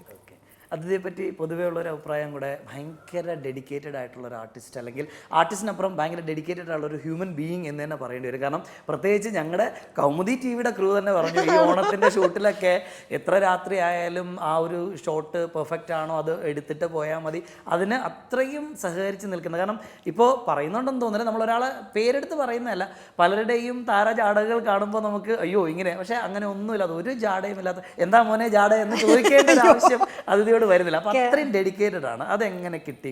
കുട്ടിക്കാലത്തെ കിട്ടിയ ഒരു ക്വാളിറ്റി ആണോ അതോ ഈ സെറ്റിലേക്ക് ഈ സിനിമയിലൊക്കെ വന്നതിന് ശേഷം ഡെവലപ്പ് ചെയ്ത് എടുത്തതാണോ? അല്ല, അത് തന്നെ കേരള കൗമുദിയുടെ ടീമിന് താങ്ക് യു. അങ്ങനെ പറഞ്ഞു ഇടയ്ക്കിടയ്ക്ക് എന്നെ പറ്റി അങ്ങനെ പറഞ്ഞതല്ലേ? പ്രതീക്ഷിച്ചില്ല. ഓക്കെ. അല്ല, ഞാൻ കേട്ടതാണ്. കാരണം അത്രയും ലേറ്റ് ആയാൽ പോലും അത് സഹകരിച്ച് നിൽക്കുന്നുണ്ട്. എല്ലാവരും പലരും അങ്ങനെയൊന്നും നിൽക്കില്ല ഇപ്പോഴത്തെ ഒരു കാലഘട്ടത്തിൽ. പ്രത്യേകിച്ച് ഇത്ര ടൈം കഴിഞ്ഞ് കഴിഞ്ഞാൽ ഓക്കെ എൻ്റെ ടൈം കഴിഞ്ഞു ഞാൻ പോകുന്നു, അതാണൊരു ഇപ്പോഴത്തെ ഒരു സ്റ്റൈൽ എന്ന് പറയുന്നത്. പക്ഷെ അവിടെയൊക്കെ അതിഥി ഡിഫറെൻ്റ് ആവുന്നു, അതാണ് ഞാൻ ചോദിച്ചത്. അല്ല, നമ്മൾ ആഗ്രഹിക്കുന്ന ഒരു ഫീൽഡാണത്. അപ്പം നമ്മൾ സിനിമ അതിന് വേണ്ടിയിട്ട് നമുക്ക് ഈ പറഞ്ഞ പോലെ എന്ത് ബുദ്ധിമുട്ട്, ആ ബുദ്ധിമുട്ടുകളൊക്കെ സഹിക്കാൻ എനിക്ക് തയ്യാറാണ്. നമ്മൾ വർക്ക് നന്നാവാനുള്ളൊരു അത് നമ്മൾ ചെയ്യണമല്ലോ, നമ്മുടെ ജോലിയാണല്ലേ. നമ്മളൊരു സമയം കൊടുത്തു, അതിന് നമുക്ക് അവർ പേയ്മെൻറ്റ് തരുന്ന ആ ജോലി ചെയ്യാൻ ഞാൻ ഡെഡിക്കേറ്റഡ് ആണ്. അപ്പോൾ അതെനിക്ക് മസ്റ്റായിട്ട് നമുക്ക് എന്തോ എങ്ങനെയൊക്കെ പോലും നമ്മുടെ ഔട്ട് നമ്മളെയാണ് ആളുകൾ കാണുക അതിലൂടെ. അപ്പം നമ്മളത് നന്നായി ചെയ്തിരിക്കണം എന്ന് മാത്രമേ ഉള്ളൂ. അത് ഏത് ജോലിയാണെങ്കിലും, ഇപ്പം ഈ ഫീൽഡെല്ലാം ഞാൻ തിരഞ്ഞെടുത്തുന്നുണ്ടെങ്കിൽ വേറെ ഫീൽഡാണെങ്കിലും അതിൽ ഞാൻ 100% കൊടുക്കണം എന്നുള്ളതാണ് എനിക്ക് എൻ്റെ അച്ഛനും അമ്മയൊക്കെ അങ്ങനെ, എൻ്റെ അച്ഛനൊക്കെ അങ്ങനെ തന്നെയാണ്. ജോലിയിൽ വളരെയധികം എന്താണോ അവർ ചെയ്യുന്നത് അതിൽ 100% നമ്മൾ നീതി പുലർത്തുക എന്നുള്ളൊരു എന്നോടൊരു പാഷൻ ഭയങ്കരമായിട്ട് പാഷനാണ്. അപ്പോൾ അത് അത്തരം ബുദ്ധിമുട്ടുകളൊക്കെ അങ്ങനെ ആ ബുദ്ധിമുട്ടുകളൊക്കെ എടുക്കാൻ തയ്യാറാണ്. മറ്റ് ലാംഗ്വേജസിലേക്ക് എനിക്ക് തോന്നുന്നു നമ്മുടെ ഒരു റീമേക്ക് തമിഴിൽ മാത്രമാണ് അല്ലേ പോയിട്ടുള്ളത്, അല്ലാതെ വേറെ ഏതെങ്കിലും ഇല്ല, ഞാൻ വേറെ ലാംഗ്വേജ് ഒന്നും ഇതുവരെ ചെയ്തിട്ടില്ല. ഞാൻ മലയാളത്തിൽ നോക്കുന്നുണ്ടോ അതോ? ഞാൻ ഈ പറഞ്ഞ പോലെ എനിക്ക് എപ്പോഴും ഞാൻ സിനിമകൾ ചെയ്യുന്നതാണെങ്കിൽ നമുക്കൊരു സന്തോഷം, അൾട്ടിമേറ്റ് വന്ന രാത്രി നമുക്ക് കിടന്നുറങ്ങുമ്പോൾ സന്തോഷം സമാധാനം തരുന്ന വർക്കുകൾ ഇതുവരെ ചെയ്തിട്ടുള്ളൂ. ഇപ്പോൾ ഇതാണെങ്കിലും കേരള കൗമുദി ആണെങ്കിലും ഞാൻ ഹാപ്പി ആയിരുന്നു. എല്ലാവരും എന്നെ ഒരു ഫാമിലിയിലുള്ള ഒരു അംഗം പോലെ എന്നെ ട്രീറ്റ് ചെയ്തതൊക്കെ. അപ്പോൾ നമുക്ക് അവരുടെ കൂടെ ടീം വർക്കായിട്ട് നിൽക്കാൻ തോന്നിപ്പിക്കും. നമുക്ക് ആ ഒരു ഫാമിലി ആയിട്ട് എവിടെ ചെന്നാലും എനിക്ക് എന്നെ ഒരു ഫാമിലി പോലെ അംഗം പോലെ കാണുമ്പോൾ നമുക്ക് ആ ഒരു ടീം വർക്ക് ചെയ്യാൻ തോന്നും. അല്ലെങ്കിൽ നമുക്കൊരു ബുദ്ധിമുട്ട് ആരെങ്കിലുമൊക്കെ ആയിട്ടുണ്ടെങ്കിൽ നമുക്കതൊരു ബുദ്ധിമുട്ടായിരിക്കും പൊതുവെ. അപ്പം അതെനിക്ക് നിർബന്ധമാണ്. സിനിമകൾ ചൂസ് ചെയ്യുമ്പോഴാണെങ്കിലും എനിക്ക് ഇഷ്ടമുള്ള സന്തോഷത്തോടെ ചെയ്യണം വർക്ക്. അങ്ങനെ സെറ്റിൽ നിന്ന് എന്തെങ്കിലും മോശം അനുഭവം ഇതുവരെയെങ്കിലും അതിഥിക്ക് ഉണ്ടായിട്ടുണ്ടോ? ലൈക്ക് നമുക്ക് കംഫർട്ടബിൾ അല്ലാത്തൊരു വർക്ക് അങ്ങനെ എന്തെങ്കിലും ചെയ്യേണ്ടി വന്നിട്ടുണ്ടോ? അല്ല, അതെനിക്ക് വർക്ക് അങ്ങനെ കംഫർട്ടബിൾ ആയിട്ട് ഇതുവരെ എനിക്ക് ചെയ്യേണ്ടി വന്നിട്ടില്ല. കാരണം ഞാൻ എന്താ പറയുക, നമ്മളൊരു സെറ്റിൽ ചെല്ലുമ്പോഴാണെങ്കിലും ഇപ്പം ബുദ്ധിമുട്ടുകൾ ആരെങ്കിലും എന്നെ കമൻറ്റ് ചെയ്തിട്ടുണ്ടോ ഇല്ലോ എന്നുള്ളതൊക്കെ അതൊക്കെ ഉണ്ടാവാം. നമ്മുടെയൊക്കെ എല്ലാവരും നല്ല രീതിയിൽ തന്നെ പെരുമാറണമെന്നില്ല, അത് പറഞ്ഞു ഞാൻ നുണയിപ്പോവും, ഉണ്ടാവാം. പക്ഷെ അത് നമ്മുടെ അടുത്തേക്ക് അത് എത്തിയിട്ടില്ല. കാരണം ഞാൻ എപ്പോഴും ഏത് സെറ്റ് പോകുമ്പോഴും ഒരു വലയം എനിക്കുണ്ട്. എൻ്റെ ഫാമിലി ഉണ്ടാവും, അത് ഫാമിലി ആയിരിക്കാം, എൻ്റെ സ്വന്തം ബ്രദറായിരിക്കാം, എനിക്ക് വേണ്ടിയുള്ള കൂടുതലുള്ള സ്റ്റാഫും കാര്യങ്ങളൊക്കെ ആയിരിക്കും. അപ്പോൾ അതൊക്കെ എനിക്കൊരു പ്രൊട്ടക്ഷൻ, ഒരു വലയത്തോട് കൂടിയിട്ട് തന്നെയാണ് ഞാൻ എപ്പോഴും എവിടെയും ചെല്ലുന്നത്. അല്ല, പുറമേ നിന്ന് കാണുന്നതിനപ്പുറം എനിക്ക് തോന്നുന്നു ഒരു സെറ്റിലേക്ക് നമ്മൾ ചെന്ന് ഒരു 5 ദിവസം കൊണ്ട് അതൊരു ഫാമിലി ആയിട്ട് മാറുകയാണ് അല്ലേ? ആ ഒരു സെറ്റ് എന്ന് പറയുന്നത് നമുക്ക് പിന്നെ നമ്മൾ പിന്നെ അവിടെ അവരുടെ കൂടെ വർക്ക് ചെയ്യണ്ട. അപ്പോൾ അവർക്ക് നമ്മളെ ഞാൻ എപ്പോഴും പ്രതീക്ഷിക്കുന്ന ആഗ്രഹിക്കുന്ന അവരുടെ ഒരു അനിയത്തിയായിട്ടും ഒരു സിസ്റ്ററായിട്ട് ഒരു മകളായിട്ടൊക്കെ എന്നെ കാണാൻ തോന്നണം. അത് എൻ്റെ ആവശ്യം കൂടിയാണ്. ഞാൻ അങ്ങനെ നമ്മളെങ്ങനെ പെരുമാറുന്ന പോലെ അവരും തിരിച്ച് പെരുമാറണം എന്നുള്ളൊരു അത് വെച്ചിട്ടാണ് ഞാൻ എല്ലാ സെറ്റിലും പോകുന്നത്. അപ്പം അതിന് എനിക്ക് എൻ്റെ ഫാമിലി ഭയങ്കര സപ്പോർട്ടാണ്. എൻ്റെ കൂടെ അവരുണ്ട്. കൂടെ അവരുള്ളത് കൊണ്ട് തന്നെ ഞാൻ അവരെ എൻ്റെ കൂടെ എനിക്കൊരു പ്രൊട്ടക്ഷൻ എപ്പോഴും ഉണ്ട്. അതുകൊണ്ട് ഞാൻ അതുപോലെ തന്നെ അവരുടെ അടുത്തൊരു സിസ്റ്ററായിട്ടൊക്കെ തന്നെയാണ് പെരുമാറുന്നതും. തിരിച്ചും അതുപോലെ കിട്ടുമ്പോൾ നമ്മൾ സമാധാനമായിട്ട്. അപ്പോൾ എനിക്കത് വളരെ നിർബന്ധമാണ്. ഒരു സിനിമ അല്ലെങ്കിൽ തമിഴാണെങ്കിലും തെലുങ്കാണെങ്കിലും സിനിമ ചെയ്യാൻ പോവുകയാണെങ്കിൽ എനിക്ക് അത് നിർബന്ധമാണ്. എനിക്ക് തിരിച്ചു വരുമ്പോൾ എനിക്ക് സന്തോഷത്തോടു കൂടി വരണം. എനിക്ക് ബുദ്ധിമുട്ടുണ്ടായിട്ട് നാട്ടുകാർ മുഴുവൻ നല്ല സിനിമ എന്ന് പറയുന്നതിൽ എനിക്ക് അർത്ഥമില്ല. എനിക്ക് വേണ്ടി സന്തോഷം തോന്നുന്നിടത്താണ് നമ്മൾ ഹാപ്പി ആണെങ്കിൽ നമ്മൾ സക്സസ്ഫുൾ ആണെന്നാണ് ഞാൻ വിചാരിക്കുന്നത്. 10 പേര് നമ്മൾ അടിപൊളിയായിട്ട് ഓക്കെ നല്ല സിനിമയൊക്കെ ചെയ്ത് നടക്കുന്നു എന്ന് പറയുന്നതിൽ അർത്ഥമില്ല. എനിക്ക് തോന്നണം ഞാൻ നന്നായിട്ട് ചെയ്തു, മുമ്പോട്ട് പോകും. പെർഫോമൻസ് മാത്രമല്ല ഞാൻ ഹാപ്പിയാണ് എന്ന് എനിക്ക് ഫീൽ ചെയ്യുന്നിടത്താണ് ഞാൻ സക്സസ്ഫുൾ ആവുന്നത്. അപ്പൊ അതെനിക്ക് നിർബന്ധമുള്ള ഒരു കാര്യമാണ്. ഓക്കെ, അപ്പൊ ഇനി അങ്ങോട്ട് പുതിയ പ്രൊജക്ട്സ് ഒക്കെ എങ്ങനെയാണ്? ഇനിയിപ്പോ റിലീസ് ആവാനുള്ളത് ഗോകുലം മൂവീസിന്റെ, വേറെ ഒന്നും ഇപ്പൊ ഇതുവരെ കമ്മിറ്റ് ചെയ്തിട്ടില്ല. ഏതായിരുന്നു സിനിമ? ഏതായിരുന്നു അത്? ലിക്കർ ഐലൻഡ് എന്ന് പറഞ്ഞൊരു സിനിമ. ഞാനും സുരാജ് ഏട്ടനും റോഷൻ മാത്യു. കോമഡി ജോണർ ആണോ? പേര് കോമഡി അല്ല, അതൊരു വളരെ സീരിയസ് ആയിട്ടുള്ളൊരു വളരെ റോ ആയിട്ടുള്ള ഒരു സിനിമയാണ്. അതായത് ഞാനും ചെയ്യാത്ത ഒരു കഥാപാത്രം ആണ്. അപ്പൊ അതൊരു ഡിഫറെന്റ് ആയിട്ടുള്ളൊരു സിനിമയായിരിക്കും. വേറെ ഒന്നും അങ്ങനെ കമ്മിറ്റ് ചെയ്തിട്ടില്ല ഇപ്പോൾ. ഓക്കെ, ഈ 10ാം വളവ് എനിക്ക് തോന്നുന്നു ഈ ആദ്യം കഴിഞ്ഞതിന് ശേഷം പിന്നൊരു ബ്രേക്ക് കിട്ടി, അല്ലെങ്കിൽ അതിഥിയുടെ കരിയറിൽ അതുവരെ ചെയ്യാത്തൊരു ടൈപ്പ് ക്യാരക്ടർ ആയിരുന്നു. എങ്ങനെ ഉണ്ടായിരുന്നു? 10ാം വളവ് ശരിയാ, അത് ഈ പറഞ്ഞ സീനിയർ ആണ് പപ്പേട്ടന്റെ ഒരു പടത്തിൽ. അതും നമുക്കൊരു പ്രൊഫൈല് പറയുമ്പോൾ ഞാൻ അങ്ങനത്തെ സിനിമകൾ അവരുടെ സിനിമകൾ ചെയ്തു എന്ന് പറയാനൊരു സന്തോഷമുള്ളൊരു കാര്യം. അപ്പം ഡിഫറെൻ്റ് ആയിട്ടുള്ള ഒരു റോളായിരുന്നു. ഈവൻ ഹണ്ടിലാണെങ്കിൽ നമുക്ക് ത്രൂ ഔട്ട് ഇമ്പോർട്ടൻസ് തരുന്ന ഒരു കഥാപാത്രം ഞാൻ ഈ 2 ടീമിലും ചെയ്തിരിക്കുന്നത്. 10ാം വളവ് എൻറ്റയർലി ഡിഫറെൻ്റ് ആണ്. അതിൻ്റെ സ്ക്രിപ്റ്റിംഗ് ഞാൻ എൻ്റെ അടുത്ത് വന്ന് അഭിലാഷ് പിള്ള അദ്ദേഹമാണ് അതിൻ്റെ റൈറ്ററൊക്കെ. അപ്പോൾ എൻ്റെ അടുത്ത് വന്ന് കഥ പറഞ്ഞപ്പോഴും ഒരു കുട്ടിയുടെ അമ്മയായിട്ട് ചെയ്യണം, ആ കുട്ടിക്ക് അനുഭവിക്കുന്ന പ്രശ്നങ്ങൾ ഞാൻ അറിയുന്നുണ്ട്, അതൊക്കെ നമ്മൾ ഉൾക്കൊള്ളണം എന്നൊക്കെ പറഞ്ഞപ്പോൾ എനിക്കിതിൻ്റെ ഒരു എക്സ്പീരിയൻസ് ഇല്ലല്ലോ. ഞാൻ പറഞ്ഞു ഞാനാണിത്, ഞാൻ ചെയ്ത് നോക്കിയാലോ അപ്പം നിനക്ക് പറ്റും എന്ന് പറഞ്ഞിട്ട് നമുക്ക് ആ ഒരു കോൺഫിഡൻസ് ഒക്കെ തന്ന് അതിന് പപ്പേട്ടനും സുരാജ് ഏട്ടനും അഭിലാഷ് ഏട്ടനും ഒക്കെ വളരെയധികം ഹെൽപ്പ് ചെയ്തിട്ടുണ്ട്. അപ്പോൾ അവർ പറയുന്നത് എന്തോ അത് ഞാൻ അഭിനയിക്കുക, അത് ഉൾക്കൊള്ള. പിന്നെ മുക്ത ഉണ്ടായിരുന്നു സെറ്റിൽ. മുക്തയുടെ മകളാണ് എൻ്റെ മകളായിട്ട് അഭിനയിച്ചത്. അപ്പോൾ മുക്ത വളരെ മകളെ നോക്കുന്ന രീതിയൊക്കെ വളരെ രസമാണ്. നമുക്കത് ഞാനതിങ്ങനെ ഒബ്സർവ് ചെയ്യായിരുന്നു. മുക്ത മകളായിട്ടുള്ളൊരു മുക്ത ഇവൻ എൻ്റെ സീനിയർ ആർട്ടിസ്റ്റാണ്, ഫീൽഡിൽ അഭിനയിച്ചുകൊണ്ടിരിക്കുന്ന ഒരാളാണ്. അപ്പോൾ ആള് ഒരു അമ്മ വേഷം ശരിക്കും റിയൽ ലൈഫിൽ ചെയ്യുന്നതാണ്. ഞാൻ അത് കുറേ നോക്കി നിന്നിട്ടുണ്ട്. അപ്പൊ അതൊക്കെ ഒത്തിരി ഹെൽപ്പ് ചെയ്തു. സുരാജേട്ടനോടൊപ്പം ചെയ്ത എനിക്ക് തോന്നുന്നു ആ സിനിമ മാത്രമാണ് സുരാജേട്ടനോടൊപ്പം ചെയ്തെന്നുള്ളൊരു അതും ഇനിയിപ്പോ ഇറങ്ങാൻ പോകുന്ന ലിക്കർ ഐലൻഡ്. അപ്പൊ അദ്ദേഹം സാധാരണ നമ്മളൊക്കെ പണ്ട് കണ്ടിരുന്നത് ഈ പറഞ്ഞതുപോലെ ദശമൂലം ദാമൂലം നിന്നാണ് അദ്ദേഹം ഇപ്പോഴത്തെ ഒരു സ്റ്റൈലിലേക്ക് വന്നേക്കുന്നത്. ഇപ്പോഴത്തെ ഒരു സ്റ്റൈല് അദ്ദേഹം സെറ്റിലും അങ്ങനെ ചേഞ്ച് ആയോ ക്യാരക്ടർ, അതോ പഴയ ആ ഒരു തമാശയും കാര്യങ്ങളും എല്ലാമായിട്ട് ഓടി നടക്കുന്ന? സുരാജേട്ടൻ നല്ല തമാശയൊക്കെ പറയും. ഞാൻ ഇടയ്ക്കിടയ്ക്ക് ദശമൂലൊക്കെ പറയിപ്പിക്കും. ഞാൻ ദശമൂലം ഒന്ന് കാണിക്കും. അപ്പൊ ആ ആക്ഷൻ എൻ്റെ അടുത്ത് കാണിക്കും. അപ്പൊ അതൊക്കെ ഭയങ്കര രസമുള്ള തമാശയൊക്കെ. പക്ഷെ വൺസ് സെറ്റിലെത്തി നമ്മൾ ആ ഒരു വേഷിട്ട് നിൽക്കുമ്പോൾ ആ ക്യാരക്ടർ ആവാൻ മാക്സിമം നോക്കുന്ന ഒരാളാണ്. അല്ല, നമ്മുടെ പ്രേക്ഷകർ എപ്പോഴും പറയുന്ന ഒരു കാര്യം കൂടെയാണ് അദ്ദേഹത്തിന്റെ പഴയ രീതിയിൽ കുറച്ചുകൂടെ കാണാൻ. അതെ, എനിക്കും നല്ല, ഞാനും പറയാറുണ്ട് ഇടയ്ക്ക് ദശമൂലം അത് ചെയ്യൂരാണ്ട്. അപ്പൊ എന്തൊക്കെയോ പ്ലാൻ എനിക്കറിയില്ല, സബ്ജക്റ്റുകളാണ്. പക്ഷെ ആള് വൺസ് ഈ ഞാൻ പറഞ്ഞ പോലെ ഒരു ക്യാരക്ടറായിട്ട് വന്ന് നിൽക്കുമ്പോൾ അദ്ദേഹം വളരെ ഡെഡിക്കേറ്റഡ്. അതിൽ വേണ്ടി ഞാൻ എല്ലായിടത്തും പറഞ്ഞൊരു കാര്യം, ഞാനും ആളുടെ കൂടെ ആരൊക്കെ അഭിനയിക്കുന്നു ആ സീനിൽ അവരൊക്കെ അതുപോലെ അതൊരു മീറ്ററിൽ എല്ലാവരും പിടിക്കണമെന്ന് ആഗ്രഹിക്കുന്ന ഒരാളാണ്. അപ്പം ഭയങ്കരമായിട്ട് നമ്മളെയൊക്കെ ഹെൽപ്പ് ചെയ്യും. ഇങ്ങനെ ചെയ്യാം, നമുക്ക് കുറേ പറഞ്ഞു തരും എങ്ങനെ ചെയ്യണം. അത് വളരെയധികം ഹെൽപ്പ് ചെയ്യുന്നൊരു ആർട്ടിസ്റ്റ്. നമ്മുടെ ഈ ഒരു ഹണ്ട് ഇറങ്ങിയ ഒരു സീസൺ അല്ലെങ്കിൽ ആ ഒരു വീക്ക് എന്ന് തന്നെ പറയാം. നമുക്ക് ആ ഒരു വീക്കിൽ 3 ഒരു ഫീമെയിൽ ഓറിയൻറ്റഡ് അല്ലെങ്കിൽ ഹീറോയിൻ ഓറിയൻറ്റഡ് സിനിമകളാണ് തിയേറ്ററിലേക്ക് എത്തിയത്. മഞ്ജു വാര്യരുടെ ഫുട്ടേജ്, ഹണ്ട്, ഒപ്പം മീര ജാസ്മിൻ്റെ നമ്മുടെ പാലും പഴവും. ഈ 3 ചിത്രങ്ങളും ഒരുപോലെ വന്നു, അതും ഒരു ഹീറോയിൻ ഓറിയൻറ്റഡ്. എന്ത് തോന്നുന്നു? ആ ഒരു ചേഞ്ച് ഉണ്ടോ അവിടെ? എനിക്ക് സന്തോഷമാണ്. എനിക്ക് മീര ചേച്ചി അങ്ങനെ അധികം കണ്ടിട്ടില്ല. എപ്പോഴും നമ്മൾ ഒരു മിക്സഡ് അല്ലെങ്കിൽ ഒരു ഹീറോയിൻ ഓറിയന്റഡ് റിലീസുകൾ ഒരാഴ്ച തന്നെ വരുന്നത് അങ്ങനെ കണ്ടിട്ടില്ല. ഇപ്പൊ എല്ലാവരും ചോദിക്കാറല്ലേ സ്ത്രീകൾ എവിടെ പോയില്ലേ? എല്ലാ സ്ത്രീകൾ ഇവിടെ തന്നെ ഉണ്ട്. അതിനുള്ള തെളിവാണ്. അത് നമ്മുടെ സീനിയർ ഇപ്പം അതുപോലെ ഉള്ളൊഴുക്കൽ പാർവതി ചേച്ചി, ഞാൻ ഊർവശി മാം ഒക്കെ വന്നപ്പോൾ നമുക്ക് ഭയങ്കര എന്തൊന്നുമില്ലാത്തൊരു ധൈര്യമാണ്. നമുക്ക് ധൈര്യം, ഒരു സന്തോഷവും ഒരു കോൺഫിഡൻസ് ആണ് അവർ നമ്മളെ വർക്കിലൂടെ കാണിക്കുന്നത്. സിനിമ എന്തോ ആവട്ടെ, അത് ഏത് സിനിമകളാണെങ്കിലും, പക്ഷെ അവർ സ്റ്റിൽ എക്സിസ്റ്റ്, അല്ലെങ്കിൽ ഇവിടെ ഉണ്ട്, അവർ ഞങ്ങളിപ്പോഴും വർക്ക് ചെയ്തുകൊണ്ടിരിക്കുന്നു എന്ന് പറയുന്നത്. അതിൽ കല്യാണം കഴിഞ്ഞവരുണ്ട്, അല്ലെങ്കിൽ ഫാമിലി നോക്കുന്ന അവരെല്ലാവരും തിരിച്ചു വന്ന് അഭിനയിച്ചുകൊണ്ടിരിക്കുകയാണ്. അപ്പം അതൊക്കെ വലിയൊരു കോൺഫിഡൻസ് തരുന്നൊരു കാര്യമാണ്. ഓക്കെ, അപ്പോൾ ഈ സിനിമയിലേക്ക് എത്തിയത്, ഈ ഒരു ഇൻഡസ്ട്രിയിലേക്ക് എത്തിയത് ആംഗ്രി ബേബീസ് ഇൻ ലവ്, അതാണ് അതിഥിയുടെ ഫസ്റ്റ് മൂവി. അതിനു മുമ്പ് എന്തെങ്കിലും വേറെ ഷോർട്ട് ഫിലിംസ് അങ്ങനെയുള്ള ഇപ്പോഴത്തെ ഒരു അങ്ങനെ കുറച്ച് അങ്ങനെ എന്തെങ്കിലും ചെയ്തിട്ടുണ്ടോ അതിഥി? അതോ ഒരു ഫസ്റ്റ് എക്സ്പീരിയൻസിൻ്റെ ഇൻഡസ്ട്രി എന്ന് പറയുന്നത് ഇത് തന്നെയാണോ? ഫസ്റ്റ് മോഡലിംഗ് ആയിരുന്നു. ഞാൻ പരസ്യ ചിത്രങ്ങളാണ് ചെയ്തിരുന്നത്, റാമ്പ് ഷോസ് അല്ല, ആഡ്സ് ചെയ്തിട്ടുണ്ട്. പിന്നെ ആൽബം ചെയ്തിട്ടുണ്ട്. അപ്പം അതൊക്കെ വളരെയധികം നല്ല രീതിയിൽ ഹിറ്റായി പോയിരുന്നൊരു സമയം ഉണ്ടായിരുന്നു. അത് കഴിഞ്ഞിട്ടാണ് പിന്നെ ഓഡിഷൻ ത്രൂ സിനിമയിലേക്ക് വരുന്നത്. അത് ഞാൻ എടുത്ത് പറയുന്നത് നമ്മുടെ ഇപ്പം ഈ ഓഡിഷൻ എന്ന അതിഥി 2-3 സിനിമകളും പറഞ്ഞു. കാരണം ഒരുപാട് ഈ ഇൻഡസ്ട്രിയിലേക്ക് വരാൻ ആഗ്രഹിക്കുന്ന ആൾക്കാരൊക്കെ ഉണ്ട്. അപ്പം പലരും ഇപ്പോഴും ഈ ഓഡിഷൻ കോൾസ് ഒക്കെ കാണുമ്പോൾ പറയുന്നത് ഓ അത് വെറുതെയാ, അത് ചുമ്മാ ഇടുന്നതാ, അത് ആൾക്കാരൊക്കെ സെലക്ട് ചെയ്ത് വെച്ചിട്ട്. പക്ഷേ എനിക്ക് തോന്നുന്നു അതിഥിക്ക് ആ എക്സ്പീരിയൻസ് ഉണ്ട്. ഒരുപാട് ഓഡിഷൻസിലൂടെ അതിഥി സെലക്ട് ആയിട്ടുണ്ട് അല്ലേ? അല്ല, എനിക്ക് പറയാനുള്ളത് ആളുകളോട് നമ്മൾ ഒത്തിരി ഡംബ് ആവരുത്. ഓക്കെ, അതാണ് മെയിൻ തിങ്. ഓക്കെ. എവിടെ ഓഡീഷൻ ആണെങ്കിലും എന്താണെങ്കിലും നമ്മൾ പൊട്ടന്മാരായി കഴിഞ്ഞാൽ നമ്മളിപ്പോൾ പറ്റിക്കാനൊക്കെ ഒത്തിരി കാര്യങ്ങൾ ഇവിടെ ഇല്ലേ. എല്ലാം ശരിയാണെന്ന് ചോദിച്ചാൽ നമുക്ക് പറയാൻ പറ്റത്തില്ല. കുറേ അതിൽ ശരികൾ തെറ്റുകളുണ്ട്. അത് മനസ്സിലാക്കാനുള്ള ഒരു ഫസ്റ്റ് സെൻസ് ഉണ്ടായിരിക്കണം. ഇപ്പം ഞാൻ വന്ന അതേ വഴി ആയിരിക്കണമെന്നില്ല. സിനിമ എന്ന് പറയുന്നത് ഇങ്ങനെ ഒരു സെൻറ്റർ എടുത്തു കഴിഞ്ഞാൽ ഇതിലേക്ക് വരാൻ ഒത്തിരി വഴികളുണ്ട്. അതാണ് സിനിമ എന്ന് പറയുന്നത്. മറ്റുള്ള മെഡിസിനോ മറ്റുള്ള പഠിച്ച് 5 കൊല്ലം കഴിഞ്ഞാൽ അതാവും ഡോക്ടറാവും വക്കീലാവും. അങ്ങനെയല്ല സിനിമയും മോഡലിംഗ് എല്ലാം.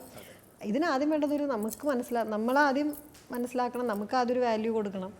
ദെൻ നമ്മൾ ഫീൽഡിലേക്ക് ഇറങ്ങണം. നമുക്കൊരു വാല്യൂ നമ്മൾ കൊടുക്കുമ്പോൾ തന്നെ നമുക്ക് ചില കാര്യങ്ങൾ കാണുമ്പോൾ അത് അങ്ങനെയല്ലല്ലോ, അത് വേണ്ട, ഈ ഓഡിഷൻ ശരിയാണോ എന്നുള്ളത് മനസ്സിലാക്കാനുള്ളൊരു ഡംബ് ആവാതിരിക്കുക, അത്രേ ഉള്ളൂ.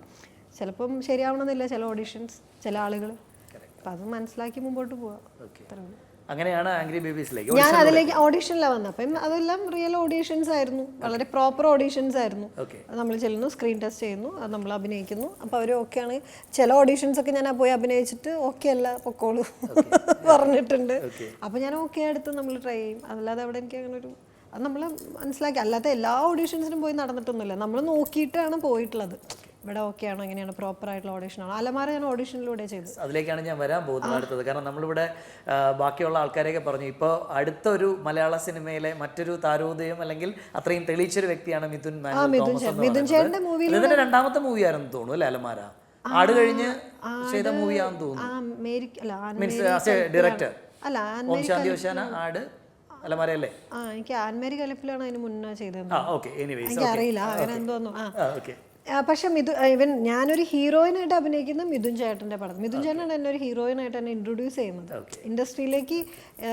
നായിക എന്ന് പറഞ്ഞിട്ട് എന്നെ അതിഥി. അന്നത്തെ സമയത്ത് എനിക്ക് തോന്നുന്നു അധികം വലിയ ഒരു എന്താ പറയുക സ്റ്റാർ കാസ്റ്റ് ഒന്നും ഇല്ലാതെ വന്ന ആ പടം അത്യാവശ്യം ഹിറ്റായി പോയൊരു സിനിമയാണ്. അത് തിയേറ്ററിലെ ഫ്ലോപ്പ് ആയിരുന്നു, പക്ഷേ ടെലിവിഷൻ ഇറങ്ങിയപ്പോൾ വളരെ ഹിറ്റായി. ഞാനൊക്കെ തിയേറ്ററിൽ ടു ബി ഓണസ്റ്റ് അത് ഫ്ലോപ്പ് ആയിരുന്നു. പക്ഷെ ടി വിയിൽ വന്നു, ഇപ്പോഴും സ്റ്റിൽ ചാനലിൽ ഇപ്പോഴും ആ ചാനലിൽ വരുന്നുണ്ട്. അപ്പം പല ചാനൽ, അപ്പം പലരും ഇപ്പോഴും അത് പറയുന്നുണ്ട്. അപ്പം എന്നെ ഇൻട്രൊഡ്യൂസ് ചെയ്തത് മിഥുൻ ചേട്ടനാണ് വിത്ത് ത്രൂ ഓഡീഷൻ. പ്രോപ്പർ ഓഡീഷൻ ആയിരുന്നു. ഞാൻ ആ ഓഡീഷന് ചെല്ലുമ്പോൾ മിഥുൻ ചേട്ടൻ അവിടെ ഇരിക്കുന്നുണ്ട്. അപ്പോൾ ആളാണ് എന്നെ ഓഡീഷൻ ചെയ്ത് അതിലേക്ക് വന്നത്. ഈ എക്സിസ്റ്റിംഗ് ആയിട്ടുള്ള ഒരു ആർട്ടിസ്റ്റ്, അതായത് ഇപ്പോൾ ഈ അലമാരയിൽ അഭിനയിക്കുന്നതിന് മുമ്പ് 1-2 ചിത്രങ്ങളിൽ ഓൾറെഡി അതിഥി അഭിനയിച്ചിട്ടുണ്ടായിരുന്നു. സ്റ്റിൽ അങ്ങനെ ഒരു ഓഡിഷൻ്റെ ആവശ്യമുണ്ടോ? നമ്മൾ പ്രൂവൺ അല്ലേ, നമ്മളൊരു സീൻ അല്ലെങ്കിൽ ഒരു ക്യാരക്ടർ ചെയ്ത് പ്രൂവ് ചെയ്ത് നിൽക്കുന്ന ഒരു ആർട്ടിസ്റ്റ് അല്ലേ? അപ്പോൾ വീണ്ടും ഒരു ഓഡിഷന് പോകുമ്പോൾ അങ്ങനെ എന്തെങ്കിലും ഞാൻ ഓഡിഷന് പോകേണ്ട ആവശ്യമുണ്ടോ, അങ്ങനെ ഒന്നും തോന്നിയിട്ടില്ല? ഇല്ല, അത് അങ്ങനെ തോന്നാം. കാരണം എനിക്ക് ആക്ച്വലി സ്ക്രീൻ ടെസ്റ്റ് ഇഷ്ടമാണ്. ഇപ്പം എൻ്റെ ഡയറക്റ്റ് ലുക്കും ഓൺ സ്ക്രീൻ ലുക്കും എൻ്റെ ഡിഫറെൻ്റാണ്. അപ്പോൾ ചിലർ എന്നെ പല പടങ്ങളും അപ്പം ഞാൻ അവരുടെ സെൻസ് ആലോചിക്കാണ്ട് കിട്ടാത്ത എനിക്ക് കുഴപ്പമില്ല. ചിലർ സ്ക്രീൻ ടെസ്റ്റ് ചെയ്ത് നോക്കാം എന്ന് പറഞ്ഞിട്ട് നോക്കുമ്പോൾ കറക്റ്റ് ആയിരിക്കും. അപ്പോൾ അവരെന്നെ പറഞ്ഞ് ഞാൻ കേട്ടിട്ടുള്ളതാണ്. ആ നേരിട്ട് കാണുന്ന പോലെയല്ല, അത് സ്ക്രീനിൽ ഈ ക്യാരക്ടർ ചിലപ്പം ആ വേഷം നമ്മൾ ആ ലുക്കിലൊക്കെ വന്ന് നിൽക്കുമ്പോൾ ഓക്കെയാണ്.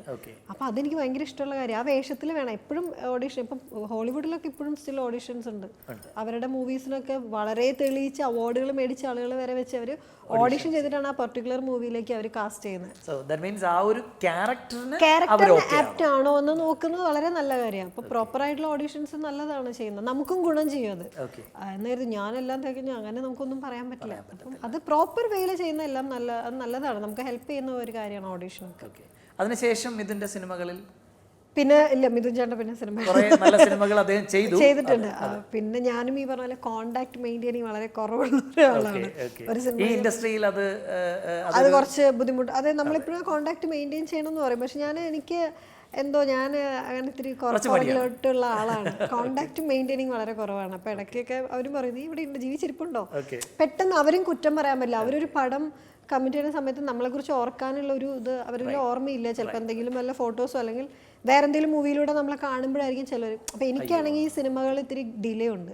ഞാനെല്ലാം ഈ പറഞ്ഞ പോലെ ഞാൻ എല്ലാം നോക്കി കുറച്ച് സമയമെടുത്ത് അല്ലെങ്കിൽ എല്ലാ ഒത്തൊക്കെ വന്ന് ഞാൻ ചെയ്യുന്നത് വളരെ വളരെ കുറച്ച് സിനിമകളാണ് ഞാൻ ഇപ്പോഴും ചെയ്തിട്ടുള്ളൂ. പറയുമ്പോൾ 10 വർഷമൊക്കെ അതാണ് ഈ എനിക്ക് തോന്നുന്നു 10 വർഷം 10 വർഷമായി.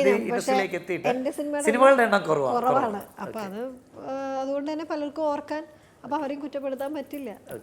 അത് എനിക്കും അങ്ങനെ ഒരു കോണ്ടാക്ട് മെയിൻറ്റെയിൻ ചെയ്യാനുള്ളൊരു അതും കുറവാണ്. അപ്പം അതിൻ്റെതായ ഇതിൽ സംഭവിച്ചു പോകുന്നതാണ്. അപ്പോൾ ഇനി ആ ഒരു ക്യാരക്ടർ ചേഞ്ച് ചെയ്യണമെന്നൊരു ആഗ്രഹം അതിഥിക്ക് തോന്നിയിട്ടില്ലേ? ഏതെങ്കിലും ക്യാരക്ടേഴ്സ് അങ്ങനെ മിസ്സായിട്ടുണ്ടോ? പിന്നെ എപ്പോഴെങ്കിലും പറഞ്ഞിട്ടുണ്ടോ അതിഥിക്ക് ചെയ്യാൻ പറ്റുന്ന ഒരു ക്യാരക്ടർ ആയിരുന്നു, ഓർമ്മിച്ചില്ല, അങ്ങനെ എന്തെങ്കിലും ഒരു ക്യാരക്ടർ മിസ്സായിട്ടുണ്ടോ?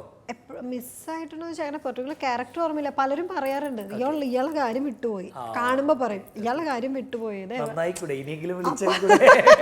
അപ്പൊ ഞാൻ ആലോചിക്കും എനിക്കുള്ളതല്ല, അതുകൊണ്ടായിരിക്കും അത് പോയെ. ഇപ്പൊ ഇനി എന്തെങ്കിലും ഇപ്പം നമ്മളെ വെച്ച് ചെയ്യണമെന്ന് വിചാരിച്ചിട്ടും ചില പടങ്ങൾ മുടങ്ങി പോയി കഴിഞ്ഞാൽ നമുക്കത് ഒക്കെ ഒരു ഡെസ്റ്റിനിയാന്ന് ഇപ്പോഴും വിചാരിക്കുന്നത്. എനിക്കുള്ളത് വരും, അത് എങ്ങനെയാണെങ്കിലും വരും, പോകേണ്ടതാണെങ്കിലും പോകും. അപ്പൊ അതിൽ നമ്മൾ കുറെ വറി ചെയ്തിട്ടോ കുറെ നമ്മൾ നമ്മുടെ ക്യാരക്ടർ മാറാനോ നോക്കിക്കഴിഞ്ഞാൽ അത് നമുക്ക് തന്നെയായിരിക്കും ബുദ്ധിമുട്ടുണ്ടാവും. ഇപ്പം ഈ ഒരു ഇൻഡസ്ട്രിയിലെ ഓണം എന്ന് ആലോചിക്കുമ്പോൾ എനിക്ക് തോന്നുന്നു ഏറ്റവും കൂടുതൽ അതിഥിയുടെ മൈൻഡിലേക്ക് വരുന്നത് കൗമുദി ടിവിയോടുള്ള ഓണമായിരിക്കും. അതല്ലാതെ വേറെ ഓണം സെറ്റിൽ ഏതെങ്കിലും ആഘോഷിച്ചിട്ടുണ്ടോ? അങ്ങനെ എന്തെങ്കിലും ഒരു എക്സ്പീരിയൻസ് ഉണ്ടായിട്ടുണ്ടോ? ഏതെങ്കിലും ഓണം ആഘോഷിച്ചിട്ടൊക്കെ ഉണ്ട് കേട്ടോ, ഏതൊക്കെയോ എനിക്ക് ഓർമ്മ കിട്ടുന്നില്ല. അങ്ങനെ ഉണ്ടായിരുന്നു സെറ്റിൽ പിന്നെ ഓണാഘോഷമൊക്കെ ഉണ്ടായിട്ടുണ്ട്. നന്നായിട്ട് തന്നെ എൻജോയ് ചെയ്തിട്ടുണ്ട്. പിന്നെ നമ്മളെപ്പോഴും അത് ശരിക്കും ആ ഓണത്തിലൊക്കെ ആദിയുടെ സമയത്ത് ഓണം അവിടെ ഞങ്ങള് രാമോജി അവിടെ ആയിരുന്നു ഹൈദരാബാദിൽ. ഞങ്ങൾ അന്ന് മുണ്ടൊക്കെ കൊടുത്ത് ഡാൻസ് ഒക്കെ ചെയ്ത ഒത്തിരി വിവാദമൊക്കെ ആയ ഒരു ഓണമായിരുന്നു. പ്രണവൊക്കെ ഡാൻസ് ചെയ്ത് ഞാനും. പ്രണവ് ഈ പറഞ്ഞതുപോലെ പ്രണവിൻ്റെ കൂടെ ഉള്ള ഒരു എക്സ്പീരിയൻസ് എങ്ങനെയായിരുന്നു? കാരണം ഇവിടെ എനിക്ക് തോന്നുന്നു ഒരു ഓഫ് സ്ക്രീൻ ഫാൻ ബേസ് നോക്കിക്കഴിഞ്ഞാൽ ഇപ്പം മലയാളത്തിൽ ഏറ്റവും കൂടുതലുള്ള ഒരു മനുഷ്യൻ എനിക്ക് തോന്നുന്നു പ്രണവ് മോഹൻലാലാണ്. കാരണം ഓഫ് സ്ക്രീനാണ് ഞാൻ പറയുന്നത്, അദ്ദേഹം ചെയ്ത ക്യാരക്ടറിന് അപ്പുറം അദ്ദേഹത്തിന് ഒരു ഓഫ് സ്ക്രീനാണ് എനിക്ക് തോന്നുന്നത് ഏറ്റവും കൂടുതൽ ആൾക്കാർക്ക് ഇഷ്ടം. എങ്ങനെ അദ്ദേഹത്തിനോടുള്ള എക്സ്പീരിയൻസ് എങ്ങനെയുണ്ട്? അല്ല, ആളെ കുറിച്ച് ഇനിയിപ്പോൾ പറയേണ്ട കാര്യം എല്ലാവർക്കും ഇപ്പം അറിയാലോ. മിക്കവാറും വീഡിയോ നേരിട്ട് അത്രയും കൂടെ നിന്ന ഒരാളാണ്. അപ്പൊ എന്ത് തോന്നുന്നു? അല്ല, അത് ഈ പറഞ്ഞ ഒരു പ്രത്യേക ജന്മാണ്, വേറെ ജനിസാണ്. അതൊരു പക്ഷെ ഭയങ്കര രസമുള്ള ഒരു ആളാണ്. കാരണം ഒന്നിനെയും കുറിച്ച് ബോധേഡല്ല, ആളുടെ ലോകത്താണ്. ആ ലോകത്തിന് ആരും കുറ്റം പറയാനും വരണ്ട, ഞാനും ഒന്നിനും വരുന്നില്ല. അങ്ങനെയൊക്കെ ജീവിക്കാന്ന് പറയുന്നത് വളരെ വലിയൊരു അങ്ങനെ ഒരു മൈൻഡ് സെറ്റ്, പ്രത്യേകിച്ച് ഇന്നത്തെ കാലത്തൊക്കെ ഒന്നിനും അറ്റാച്ച്ഡ് ആവുന്ന ഒരു കൈൻഡ് ഓഫ് ക്യാരക്ടറാണ്. വരുന്നു, അഭിനയിക്കുന്നു, അറ്റാച്ച്ഡ് ആണ്, പിന്നെ ഡിറ്റാച്ച്ഡ് ആണ്. അത് ഭയങ്കര നല്ലൊരു പരിപാടിയാണ്. വളരെ കൂളായിട്ടുള്ള ഒരു മനുഷ്യൻ, വളരെ ഡൗൺ ടു എർത്ത് ആയിട്ടുള്ള, അങ്ങനെ വലിയ സ്റ്റാർഡം, ലാൽ സാറിന്റെ മകൻ എന്നൊക്കെ നമുക്ക് ഇടയ്ക്ക് തോന്നുന്നത് നമ്മൾ തന്നെ മറന്നു പോകുന്ന പോലെയുള്ള പെരുമാറ്റമാണ്. നമ്മളറിയാതെ നമ്മുടെ ഒരു ടൈപ്പ് ഓഫ്, ഞാനും പുതിയ ആളാണ് അന്ന് ആ സിനിമ ചെയ്യുമ്പോൾ. ആളുടെയും ആദ്യത്തെ സിനിമയാണ് പുനർജനി, അതിനൊക്കെ ശേഷം വരുന്ന സിനിമയിൽ. അപ്പം നമ്മൾ രണ്ടുപേരും പുതിയ ന്യൂ കമേഴ്സ് ഫീലായിരുന്നു. കുറച്ച് കഴിഞ്ഞപ്പോൾ ഞാൻ ഓർക്കുന്ന അയ്യോ ലാൽ സാറിന്റെ മകനാണ്. ഞാനിടയ്ക്ക് ഇങ്ങനെയൊക്കെ പറയും ഇതൊക്കെ എങ്ങനെ ചെയ്യാം അങ്ങനെയൊക്കെ പറയുന്ന.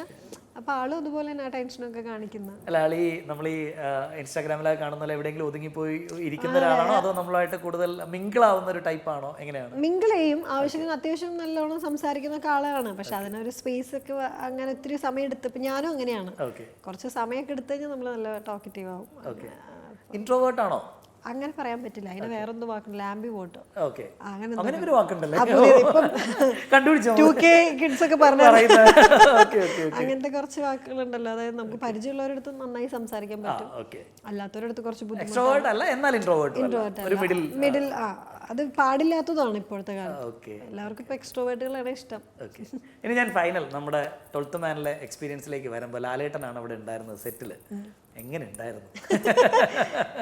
അല്ല, അതൊരു ശരിക്കും പറഞ്ഞു കഴിഞ്ഞാൽ ഈ പറഞ്ഞതുപോലെ നമുക്കൊരു ഭാഗ്യവും കൂടിയാണ് അല്ലേ, അത്രയും സീനിയമോസ്റ്റ് അല്ലെങ്കിൽ ഇത്രയും ഫാൻ ബേസ് ഉള്ള ഒരു മനുഷ്യൻ നമുക്ക് ഒരു ആരാധന. എനിക്ക് തോന്നുന്നു അതിഥി ഒരു ലാലേട്ടൻ ഫാനാണോ? ഞാൻ ലാലേട്ടൻ മമ്മൂക്കൻ ഫാൻ. അത് ഡിപ്ലോമാറ്റിക് ആയിട്ട് പറയുന്നതല്ല. അല്ല, എനിക്ക് അങ്ങനെയാണ് ഫീൽ ചെയ്യുന്നത്. ഇതൊരു സ്ഥിരം ഉത്തരവാണ്. അയ്യോ അല്ല, അത് ഞാൻ പറയാം, അത് ഓണസ്റ്റ് ആയിട്ട് പറയണേ. എനിക്ക് ലാൽ സാറിന്റെ ഫാൻ ആയിരുന്നു ഞാൻ. അതായത് ഇൻഡസ്ട്രിയിൽ വരുന്നതിന് മുന്നൊക്കെ ലാലേട്ടൻ ഫാൻ. ലാലേട്ടനെ കൂടെ അഭിനയിച്ചപ്പോഴും ലാലേട്ടൻ ഒരു രക്ഷയില്ലാത്ത മനുഷ്യൻ, ജെം ഓഫ് എ പേഴ്സൺ, അത്രയും നല്ലൊരു മനുഷ്യനാണ്. അത് കഴിഞ്ഞ് ഞാൻ മമ്മൂക്കനെ പരിചയപ്പെടേണ്ട ഒരു വനിതയുടെ ഒരു ഫോട്ടോഷൂട്ടിന്റെ സമയത്ത് പരിചയപ്പെടുന്നത്. മമ്മൂക്കനെ പരിചയപ്പെട്ട് പേഴ്സണലി സംസാരിച്ചപ്പോൾ എനിക്ക് മമ്മൂക്കനെ ഭയങ്കര ഇഷ്ടമായി. അതുവരെ എനിക്ക് മമ്മൂക്കയുടെ പടം കാണുമെങ്കിലും നമുക്ക് എല്ലാവരും പറഞ്ഞു കേട്ടിട്ടുള്ള ഇങ്ങനെയൊക്കെ പേടിച്ചിട്ടാണ് അങ്ങനത്തെ വരുന്നത്. ഇതുണ്ട്. അതെ. പക്ഷെ എനിക്ക് പേഴ്സണലി സംസാരിച്ചപ്പോൾ എനിക്ക് ഒത്തിരി വളരെ നല്ലൊരു മനുഷ്യൻ ഇത്ര പാവമായിരുന്നു എന്നല്ലേ? അവർ രണ്ടുപേരും ഭയങ്കര മാതൃകയാണ് എല്ലാവർക്കും. അവരുടെ ഒരു സിനിമയോടുള്ള ഡെഡിക്കേഷൻ ആണെങ്കിലും അവർ എല്ലാവരോടുള്ള പെരുമാറ്റമാണെങ്കിലും വളരെയധികം ഡൗൺ ടു എർത്ത് ആയിട്ടുള്ള അവരുടെ ഉള്ളിൽ അവർക്ക് ഇപ്പോഴും സിനിമ അവരിപ്പോഴും പുതിയ ന്യൂ കമേഴ്സ് മോഡാണ് എല്ലായ്പ്പോഴും.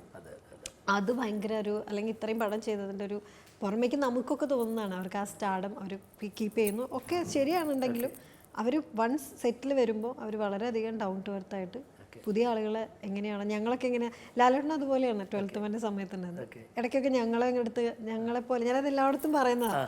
ഞങ്ങൾ ഡയലോഗ് പഠിച്ച് നിൽക്കുന്ന സമയത്ത് അതേപോലെ തന്നെ ആളും എന്റെയും തെറ്റും തോന്നുന്നുണ്ട് എന്നൊക്കെ പറയും. അപ്പൊ ഞങ്ങൾ ഇത്രേ ഉള്ളൂല്ലേ. എന്നിട്ട് ഞങ്ങളും കൂടെ ഞങ്ങൾ രണ്ടുപേരും എല്ലാവരും ഒരുമിച്ചുള്ള സീനാണ്. അപ്പൊ നമ്മൾ സീൻ കഴിയുമ്പോൾ ഞങ്ങൾ രണ്ടുപേരും അങ്ങോട്ടും ഇങ്ങോട്ടൊക്കെ പറയും. ഞങ്ങളുടെ കൂടെയുള്ളവരൊക്കെ അങ്ങോട്ടും ഇങ്ങോട്ടും പറയും നമ്മൾ ചെയ്ത പോലെ തന്നെ ലാലേട്ടൻ ചെയ്ത വലിയ വ്യത്യാസം. നമ്മൾ പ്രതീക്ഷിച്ച് നോക്കിയിരിക്കുകയായിരുന്നു ലാലേട്ടൻ്റെ മൂവ്മെന്റ് അല്ലെങ്കിൽ ഇങ്ങനെ നോട്ടതൊക്കെ. നമ്മൾ പല സിനിമയിലും മീശ പിരിച്ചൊക്കെ കണ്ടിട്ടുള്ള സ്ലോമോ ഒക്കെ കണ്ട് നമ്മൾ ആരാധിക്കുന്ന ഒരു ലാലേട്ടൻ ചെയ്യുമ്പോൾ വളരെ സിമ്പിളായിട്ട് ചെയ്യുന്നു. അപ്പം ഞങ്ങൾ വെച്ചാൽ നമ്മളെ പോലെയൊക്കെ തന്നെ. പക്ഷേ ഇത് ഡബ് ചെയ്യാൻ പോയപ്പോഴാണ് എഡിറ്റിങ് കഴിഞ്ഞപ്പോൾ ആളുടെ വേറെ ഔട്ടാണ്. അതെങ്ങനെയാണെന്ന് അറിഞ്ഞുകൂടാ. അതെന്ത് മാജിക്കാന്ന് അറിയില്ല. ചെയ്തു വെച്ചിരിക്കുന്നതിൻ്റെ ഒരു അതാണ് അവരുടെ ഒരു കഴിവ്. എല്ലാവരും പറയുന്നതാണ്. കാരണം നമ്മുടെ ഒരു ഷൂട്ടിംഗ് കാണുന്ന സമയത്ത് ഇത്ര ചെയ്യുന്നുള്ളൂ തോന്നും. ഒന്നും ചെയ്തില്ല. വരുമ്പോഴാണ് നമുക്ക് എന്തൊക്കെയോ ചെയ്യണം ഈ സമയത്ത് കുറേയൊക്കെ ചെയ്യണം എന്നൊക്കെയുള്ള ഒരു ഫീലിലാണ് എനിക്ക് ആ സീൻ. പക്ഷെ ആള് ചെയ്യുന്നത് വളരെ ലൈറ്റ് ആയിട്ടാണ് നമുക്ക് കാണുന്നത്. പക്ഷെ ഓൺ സ്ക്രീൻ അത് വേറെ സംഭവമായി മാറും. അതിന്റെ മാജിക് എനിക്ക് ഇപ്പോഴും അറിയില്ല. അതിന് ഒരു ഡയറക്ടേഴ്സ് ആർട്ടിസ്റ്റ് ആണോ? ലൈക്ക് ഡയറക്ടർ പറയുന്ന പോലെ മാത്രമാണോ അതോ കയ്യിൽ നിന്നിടുന്ന പരിപാടികളുണ്ടോ? അല്ല, അതിനുള്ളൊരു സ്പേസ് തരുന്നൊക്കെ ഉണ്ട്. എല്ലാവരും തരുന്ന അങ്ങനെ ഞാൻ പറഞ്ഞു അങ്ങനെ ഇല്ല. നമുക്ക് അറിഞ്ഞ് ചെയ്താൽ അവർക്ക് അത്ര ഇഷ്ടമാണ്. നിങ്ങൾ നന്നായിട്ട് പെർഫോമൻസ് ഞങ്ങൾ ഇത് ക്യാപ്ചർ ചെയ്യാൻ നിൽക്കുന്ന ആളുകളാണെന്നാണ് എല്ലാവരും പറയാം. നിങ്ങൾ നന്നായി. പക്ഷെ നമുക്ക് ആ എപ്പോഴും ഡയറക്ടർ എന്താണോ പറഞ്ഞത് ഞാൻ അത് തന്നെ മീറ്റർ നോക്കുന്ന. ഇപ്പം ഞാൻ ഡയറക്ടർ ആർട്ടിസ്റ്റാണ്. അത് ചിലപ്പോൾ കുറച്ചുകൂടെ എക്സ്പീരിയൻസുകളും നമ്മൾ കുറച്ചുകൂടെ ഒബ്സർവേഷനൊക്കെ നമ്മളിപ്പോഴും അതിൻ്റെ കരയിൽ തന്നെ ഇരിക്കുന്ന ഒരാളല്ലേ. കുറച്ചും കൂടെ അത് ഇറങ്ങി നമ്മൾ നല്ലോണം എക്സ്പീരിയൻസ് ആകുമ്പോൾ ചെയ്യുമായിരിക്കും. ഈ പറഞ്ഞ പോലെ നമ്മൾ ഒരു ക്ലീഷേ ക്വസ്റ്റ്യൻ ആണ് എങ്കിലും അങ്ങനെ ചെയ്യണം എന്ന് ആഗ്രഹമുള്ള എന്തെങ്കിലും ക്യാരക്ടർ കയ്യിലുണ്ടോ? ഇപ്പൊ പിന്നെ ക്ലീഷയുടെ കാലമാണല്ലോ, കുഴപ്പമില്ല. ആഗ്രഹങ്ങൾ ആവുമല്ലോ. അതെ. അപ്പോൾ എന്തെങ്കിലും താഴെ കമന്റ്സ് വരും അവിടെ ആഗ്രഹിച്ചു അതോടെ ഞാൻ പറയുന്നില്ല. ഉണ്ടപ്പോ അങ്ങനെ ഒരു അങ്ങനെ ഉണ്ട്. ഓക്കെ, ഇന്ന ക്യാരക്ടർ ചെയ്യണം എന്നൊക്കെ അങ്ങനെയൊക്കെ ഉണ്ട് ആഗ്രഹങ്ങൾ. ഓക്കെ, ഏതെങ്കിലും ഈ പറഞ്ഞതുപോലെ നമുക്ക് മിസ്സായ ഒരു ക്യാരക്ടർ കണ്ടപ്പോഴത്തേക്ക് ഇതെനിക്ക് ചെയ്യണമായിരുന്നു എന്ന് തോന്നിയിട്ടുണ്ടോ? ഏതെങ്കിലും അത്രയും ഞാൻ ഒരുപാട് ക്യാരക്ടേഴ്സ് ആണെന്ന് നമുക്ക് ഇഷ്ടം തോന്നും, അങ്ങനെയല്ല ഇത് എനിക്ക് കിട്ടിയില്ലല്ലോ എന്നൊരു വിഷമം, അങ്ങനെ ഏതെങ്കിലും ആർട്ടിസ്റ്റ് ചെയ്തു വെച്ചത് തോന്നിയിട്ടുണ്ടോ? അങ്ങനെ ചോദിച്ചാൽ എനിക്ക് കാരണം ഇപ്പോൾ ജഗതി ചേട്ടൻ വരെ അങ്ങനെയൊക്കെ പറഞ്ഞിട്ടുണ്ട്. കാരണം എനിക്ക് ചില ക്യാരക്ടേഴ്സ് ആണ് ഇത് എനിക്ക് എന്താ തരാത്ത എന്ന് തോന്നിയിട്ടുണ്ടോ? അത് പറയാം. അല്ല, ഇത് നമ്മുടെ ഇപ്പൊ കുറെ അങ്ങനെ ഒരു എനിക്ക് വിഷമം തോന്നിയിട്ടില്ല. നമുക്ക് എന്നാലും ചില കാണുമ്പോൾ നല്ല രസമുള്ള ക്യാരക്ടർ അതൊക്കെ നമുക്ക് ഭയങ്കര ഇഷ്ടം തോന്നിയിട്ടുണ്ട് അങ്ങനെ. അത് പക്ഷെ അങ്ങനെ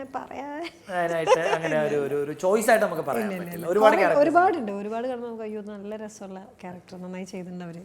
അങ്ങനെ തോന്നുന്നു. ഇനി ഓണത്തിലേക്ക് നമ്മൾ വീണ്ടും എത്തുമ്പോഴത്തേക്ക് നമ്മുടെ വീട്ടിലെ ഓണമൊക്കെ പറഞ്ഞായിരുന്നു. വീട്ടിലെ ഓണം മിസ് ചെയ്യാറുണ്ടോ? ലൈക്ക് ഈ സെറ്റിലൊക്കെ ചെയ്യുമ്പോഴത്തേക്ക് അച്ഛനും അമ്മയും ഓണത്തിന് എന്തായാലും ഉണ്ടാവില്ലല്ലോ, സെറ്റാണെന്നുണ്ടെങ്കിൽ. പക്ഷെ ഒരു സെറ്റിലാണ്. പിന്നെ കഴിഞ്ഞ വട്ടമൊക്കെ ഓണം വീട്ടിൽ തന്നെയായിരുന്നു എല്ലാവരും കൂടെ. അത് നല്ല അങ്ങനെ മിസ് ചെയ്തിട്ട് അങ്ങനെ എന്തെങ്കിലും വിഷമം എന്തെങ്കിലും തോന്നിയിട്ടുണ്ടോ? ഇല്ല, അങ്ങനെ പ്രശ്നമൊന്നുമില്ല. അങ്ങനെ വിഷമം ഉണ്ടായിട്ടുണ്ടോ? അല്ല, വീട്ടുകാരെന്റെ കൂടെ ഉണ്ടാവും. ആരെങ്കിലും ഒരാളൊക്കെ എന്റെ കൂടെ ഉണ്ടാവും. പിന്നെ അങ്ങനെ വലിയ മിസ്സിംഗ് ഇല്ല, കാര്യങ്ങളൊന്നുമില്ല. ഓക്കെ, ഇപ്പോൾ ഇനി ഇതുവരെ ചെയ്തതിൽ അല്ലെങ്കിൽ ഇപ്പം മറ്റൊരു ക്ലീശ ക്വസ്റ്റ്യൻ ആണ് കേട്ടോ, ഇത് ഒരുപാട് ക്ലീശകളുടെ ഒരു സംസ്ഥാന സമ്മേളനമാണ്. അല്ല, ഒരുപാട് ആർട്ടിസ്റ്റിനോടൊപ്പം അത് ചെയ്തിട്ടുണ്ട്. ഇപ്പം ഈ പറഞ്ഞ പോലെ ഏറ്റവും സീനിയർ ആയിട്ടുള്ള ലാലേട്ടൻ ഉൾപ്പെടെ ഉള്ളവരോട് ചെയ്തിട്ടുണ്ട്. ഏറ്റവും ഇഷ്ടപ്പെട്ട ഒരു കോമ്പിനേഷൻ അല്ലെങ്കിൽ ചെയ്തതിൽ, ഞാൻ അല്ലാതെ ഒരു ഓൺ സ്ക്രീൻ ഏറ്റവും ഇഷ്ടപ്പെട്ട ഒരു ആക്ടർ എന്നല്ല ചോദിക്കുന്നത്, അതിഥി ചെയ്തതിൽ സെറ്റിലുണ്ടായിരുന്നതിൽ ഏറ്റവും ഇഷ്ടപ്പെട്ട ഒരു ആക്ടർ അല്ലെങ്കിൽ ആക്ട്രസ് ആരാണ്? എനിക്ക് എല്ലാവരും ഞാൻ ചെയ്ത എല്ലാ വർക്കുകളും അതുകൊണ്ടല്ല, ഡിപ്ലോമാറ്റിക് ആയിട്ടല്ല. ഞാൻ പറയില്ലേ, ഞാൻ നേരത്തെ ഓരോ സിനിമ അതല്ല, എനിക്ക് ഓരോ സിനിമ ചെയ്തിട്ട് തിരിച്ചു വരുമ്പോൾ ഭയങ്കര വിഷമം തോന്നാറുണ്ട്. എനിക്ക് അത്രയും ഭയങ്കര ക്ലോസ് ആവും എല്ലാവരും. എല്ലാവരും എൻ്റെ അടുത്ത് എനിക്ക് ഭയങ്കര ഇഷ്ടമാണ് എല്ലാവരുടെ അടുത്തും കൂടെ അഭിനയിച്ചത്. സ്പെഷ്യലി ഇപ്പോൾ അലമാരയായിരിക്കാം, കാരണം എൻ്റെ ഫസ്റ്റ് മൂവി പറയും. അത് നല്ലൊരു എന്താ പറയുക, ഞാൻ ആദ്യമായി ഞാൻ ജനറലൈസ് ചെയ്യുന്നില്ല. ഒരു ഒന്നോ രണ്ടോ പേരെ നമ്മൾ ചൂസ് ചെയ്യാൻ പറഞ്ഞു കഴിഞ്ഞാൽ ഏറ്റവും നമുക്കൊരു ഇഷ്ടം തോന്നുന്ന ആൾക്കാരുണ്ടാവുമല്ലോ. മറ്റൊരു രീതിയിലല്ല. അതെനിക്ക് സത്യമായിട്ടും അല്ല, സത്യമായിട്ട് എൻ്റെ ഉള്ളിലുള്ള ഒരു ഇതാണ്. എനിക്ക് എല്ലാ സിനിമയും ഞാൻ ആകെ അതാ പറയാം, ഞാൻ കുറച്ച് സിനിമ ചെയ്തിട്ടുള്ളൂ. ഞാൻ കുറേ സിനിമ ചെയ്തിട്ട് ചെയ്തതെല്ലാം എനിക്ക് എക്സ്പീരിയൻസ് ആയിട്ടുള്ള ആളുകളുടെ കൂടെയാണ്. അവരെല്ലാവരും എനിക്ക് പടം കഴിഞ്ഞ് വീട്ടിൽ തിരിച്ചെത്തുമ്പോൾ എനിക്ക് ഭയങ്കര ഞാൻ എപ്പോഴും പറയും, ഞാൻ എല്ലാവരും ആദ്യത്തെ ദിവസങ്ങളും അധികം മിണ്ടില്ല. ഞാൻ ഷൂട്ട് തീരാറാകുമ്പോഴാണ് എല്ലാവരോടും പരിചയമാവുക, ഒന്ന് സംസാരിച്ചു തുടങ്ങുന്നത്. അത് എല്ലാവരും പറയും, വരുമ്പോൾ ജാടക്കിട്ട് അവിടെ കോർണറിലൊക്കെ പോയിരിക്കുന്നതാണ്. എനിക്ക് അറിയില്ല എന്താ സംസാരിക്കേണ്ടത്. പക്ഷെ സിനിമ കഴിയാറുമ്പോഴേക്കും ഞാൻ എല്ലാവരോടും ഭയങ്കര മിങ്കിൾ ചെയ്യും. പിന്നെ എനിക്ക് വിഷമമാണ്, അയ്യോ ഒരു ഫാമിലി മിസ് ചെയ്യുന്ന പോലെയാണ് ഞാൻ എപ്പോഴും സെറ്റിൽ നിന്ന് വന്നിട്ടുള്ളത്. എല്ലാം വളരെ കുറച്ച് സിനിമകൾ ചെയ്തിട്ടുള്ളൂ, അതൊക്കെ എനിക്ക് സന്തോഷം തന്നിട്ടുള്ള സിനിമകൾ. ഒന്നും ഒരു ആലോചിക്കും അയ്യോ ആ സിനിമ ചെയ്യേണ്ടായിരുന്നു, അല്ലെങ്കിൽ ആ സെറ്റ് എനിക്ക് ഇഷ്ടമല്ല, ആ ടീം എനിക്ക് ഇഷ്ടമല്ല എന്ന് തോന്നിയിട്ടില്ല. ഒരു ബ്രദർ അല്ലേ? ഒരു ബ്രദറും ഒരു സിസ്റ്ററും, രണ്ടുപേരും ഉണ്ട്. ഓക്കെ, അപ്പോൾ ബ്രദറിന്റെ ആണ് ഇനിയിപ്പം കല്യാണം എന്നൊക്കെ പറഞ്ഞത്. അതെ, സിസ്റ്റർ ഓൾറെഡി മാരീഡ് ആണ്. അറ്റാച്ച്ഡ് ആയിട്ടുള്ള ആരുമായിട്ടാണ് വീട്ടില്? ബ്രദറായിട്ട് തന്നെ, എൻ്റെ കൂടെ എപ്പോഴും ഉള്ളത് ആളാണല്ലോ. മറ്റേ ചേച്ചിയല്ലേ? ചേച്ചിയാ. ചേച്ചി കാണും ഇത്? ചേച്ചി എന്നെ നന്നായിട്ട് അറിയുന്ന ഒരാളാണ്. എനിക്ക് എൻ്റെ ഏറ്റവും എനിക്ക് അതല്ല, ചേച്ചി ഭയങ്കര സപ്പോർട്ടാണ് എനിക്ക്. എൻ്റെ വീട്ടിലും നാട്ടിലൊക്കെ എൻ്റെ PR ആണ്. അത് ഭയങ്കര എന്നെക്കാളും കൂടുതൽ അത് സന്തോഷിക്കുന്നത് എൻ്റെ ചേച്ചിയാണ്. ഞാൻ ഓരോ തവണ എൻ്റെ ഒരു ഫോട്ടോ വന്നാലും, എൻ്റെ ഒരു ഇൻ്റർവ്യൂ ആണെങ്കിലും, ഈ ഒരു ഇൻ്റർവ്യൂ ആണെങ്കിലും, ഒരു മൂവിയുടെ ഇതാണെങ്കിലും, എന്ത് അപ്ഡേറ്റ്സ് എൻ്റെ പുതിയത് വരുമ്പോഴൊക്കെ ഏറ്റവും കൂടുതൽ എക്സൈറ്റഡ് ആയിട്ട് ഞാൻ കാണുന്നത് എൻ്റെ ചേച്ചിയാണ്. പക്ഷേ എനിക്കിഷ്ടം ചേട്ടനെയാണ്. അല്ല, ചേട്ടൻ എന്ന് പറയുന്നത് കുറച്ചും കൂടി ഞാൻ ക്രിറ്റിസിസം ചെയ്യുന്നത് ചേട്ടനാണ്. അപ്പോൾ കുറച്ചും കൂടി നമ്മൾ കോൺവെർസേഷൻസ് കൂടുതലുള്ള ചേട്ടനായിട്ടാണ്. ഇഷ്ടം എന്ന് പറയാൻ പറ്റുന്നില്ല, രണ്ടും എനിക്ക് ഈക്വൽ ചെയ്യും, രണ്ടും എനിക്ക് ഒരുപോലെയാണ്. അല്ല, പക്ഷെ എനിക്ക് ഞാൻ സമ്മതിക്കില്ല, ചെറുതായിട്ടെങ്കിലും എനിക്ക് ഏറ്റവും കൂടുതൽ എന്നെ സംസാരിക്കും, കോൺവെർസേഷൻസ് കൂടുതലുള്ള ചേട്ടനാണ്. അപ്പോൾ എനിക്ക് ചേട്ടനായിട്ടാണ് ഏറ്റവും കൂടുതൽ മിങ്കിൾ ചെയ്യുന്ന ഒരു ഉണ്ടായിട്ടുള്ളത്. ചേച്ചി വർക്കിംഗ് ആണോ? അല്ല, ഹൗസ് വൈഫാണ്. കുട്ടികളുണ്ട്, 2 കുട്ടികളുണ്ട്. ചേച്ചിയുടെ ഹസ്ബൻഡ് ചേട്ടൻ ആളും അതും ഈ പറഞ്ഞ പോലെ എനിക്ക് ഫാമിലിയിൽ കിട്ടിയ വേറൊരു ബ്രദറാണ്, ജമ്മാണ്. കറക്റ്റാണ്, ചേരുന്ന ആളുകളെ തന്നെയാണ് കിട്ടിയിരിക്കുന്നത്. അപ്പോൾ അതിഥി, thank you so much. Kaumudi TVയോടൊപ്പം ഈ ഓണവും ജോയിൻ ചെയ്തിരിക്കുന്നു. എനിക്ക് തോന്നുന്നു നല്ലൊരു ഓണം എക്സ്പീരിയൻസ് അല്ലെങ്കിൽ ഒരു ഓണം മെമ്മറീസ് അതിഥിക്ക് കിട്ടിയിട്ടുണ്ടാവുമെന്നാണ് എൻ്റെ പ്രതീക്ഷ. എന്താണ് പ്രേക്ഷകരോട് പറയാനുള്ളത്? പ്രേക്ഷകരോട് പറയാനുള്ളത്, എല്ലാ വർഷത്തെയും പോലെ ഈ വർഷം കുടുംബത്തോടൊപ്പം ഓണം ആഘോഷിക്കുക. സന്തോഷം തരുന്ന ഓരോ കാര്യങ്ങൾ ഈ ഒരു വെക്കേഷനിൽ എല്ലാവരും കുട്ടികളും കുടുംബമൊക്കെ ആയിട്ട് ചെയ്യുക. വളരെ സന്തോഷം കൗമുദി TVക്കൊപ്പം ഓണം ആഘോഷിക്കാൻ സാധിച്ചതിൽ. ഈ വർഷത്തെ ടൈറ്റിൽ സോങ്ങിൽ ഞാൻ വരുന്നുണ്ട് കൗമുദി TVയുടെ. അപ്പോൾ ഒത്തിരി സന്തോഷമുണ്ട്. എല്ലാവർക്കും എൻ്റെയും കൗമുദി TVയുടെയും ഹൃദയം നിറഞ്ഞ ഓണാശംസകൾ.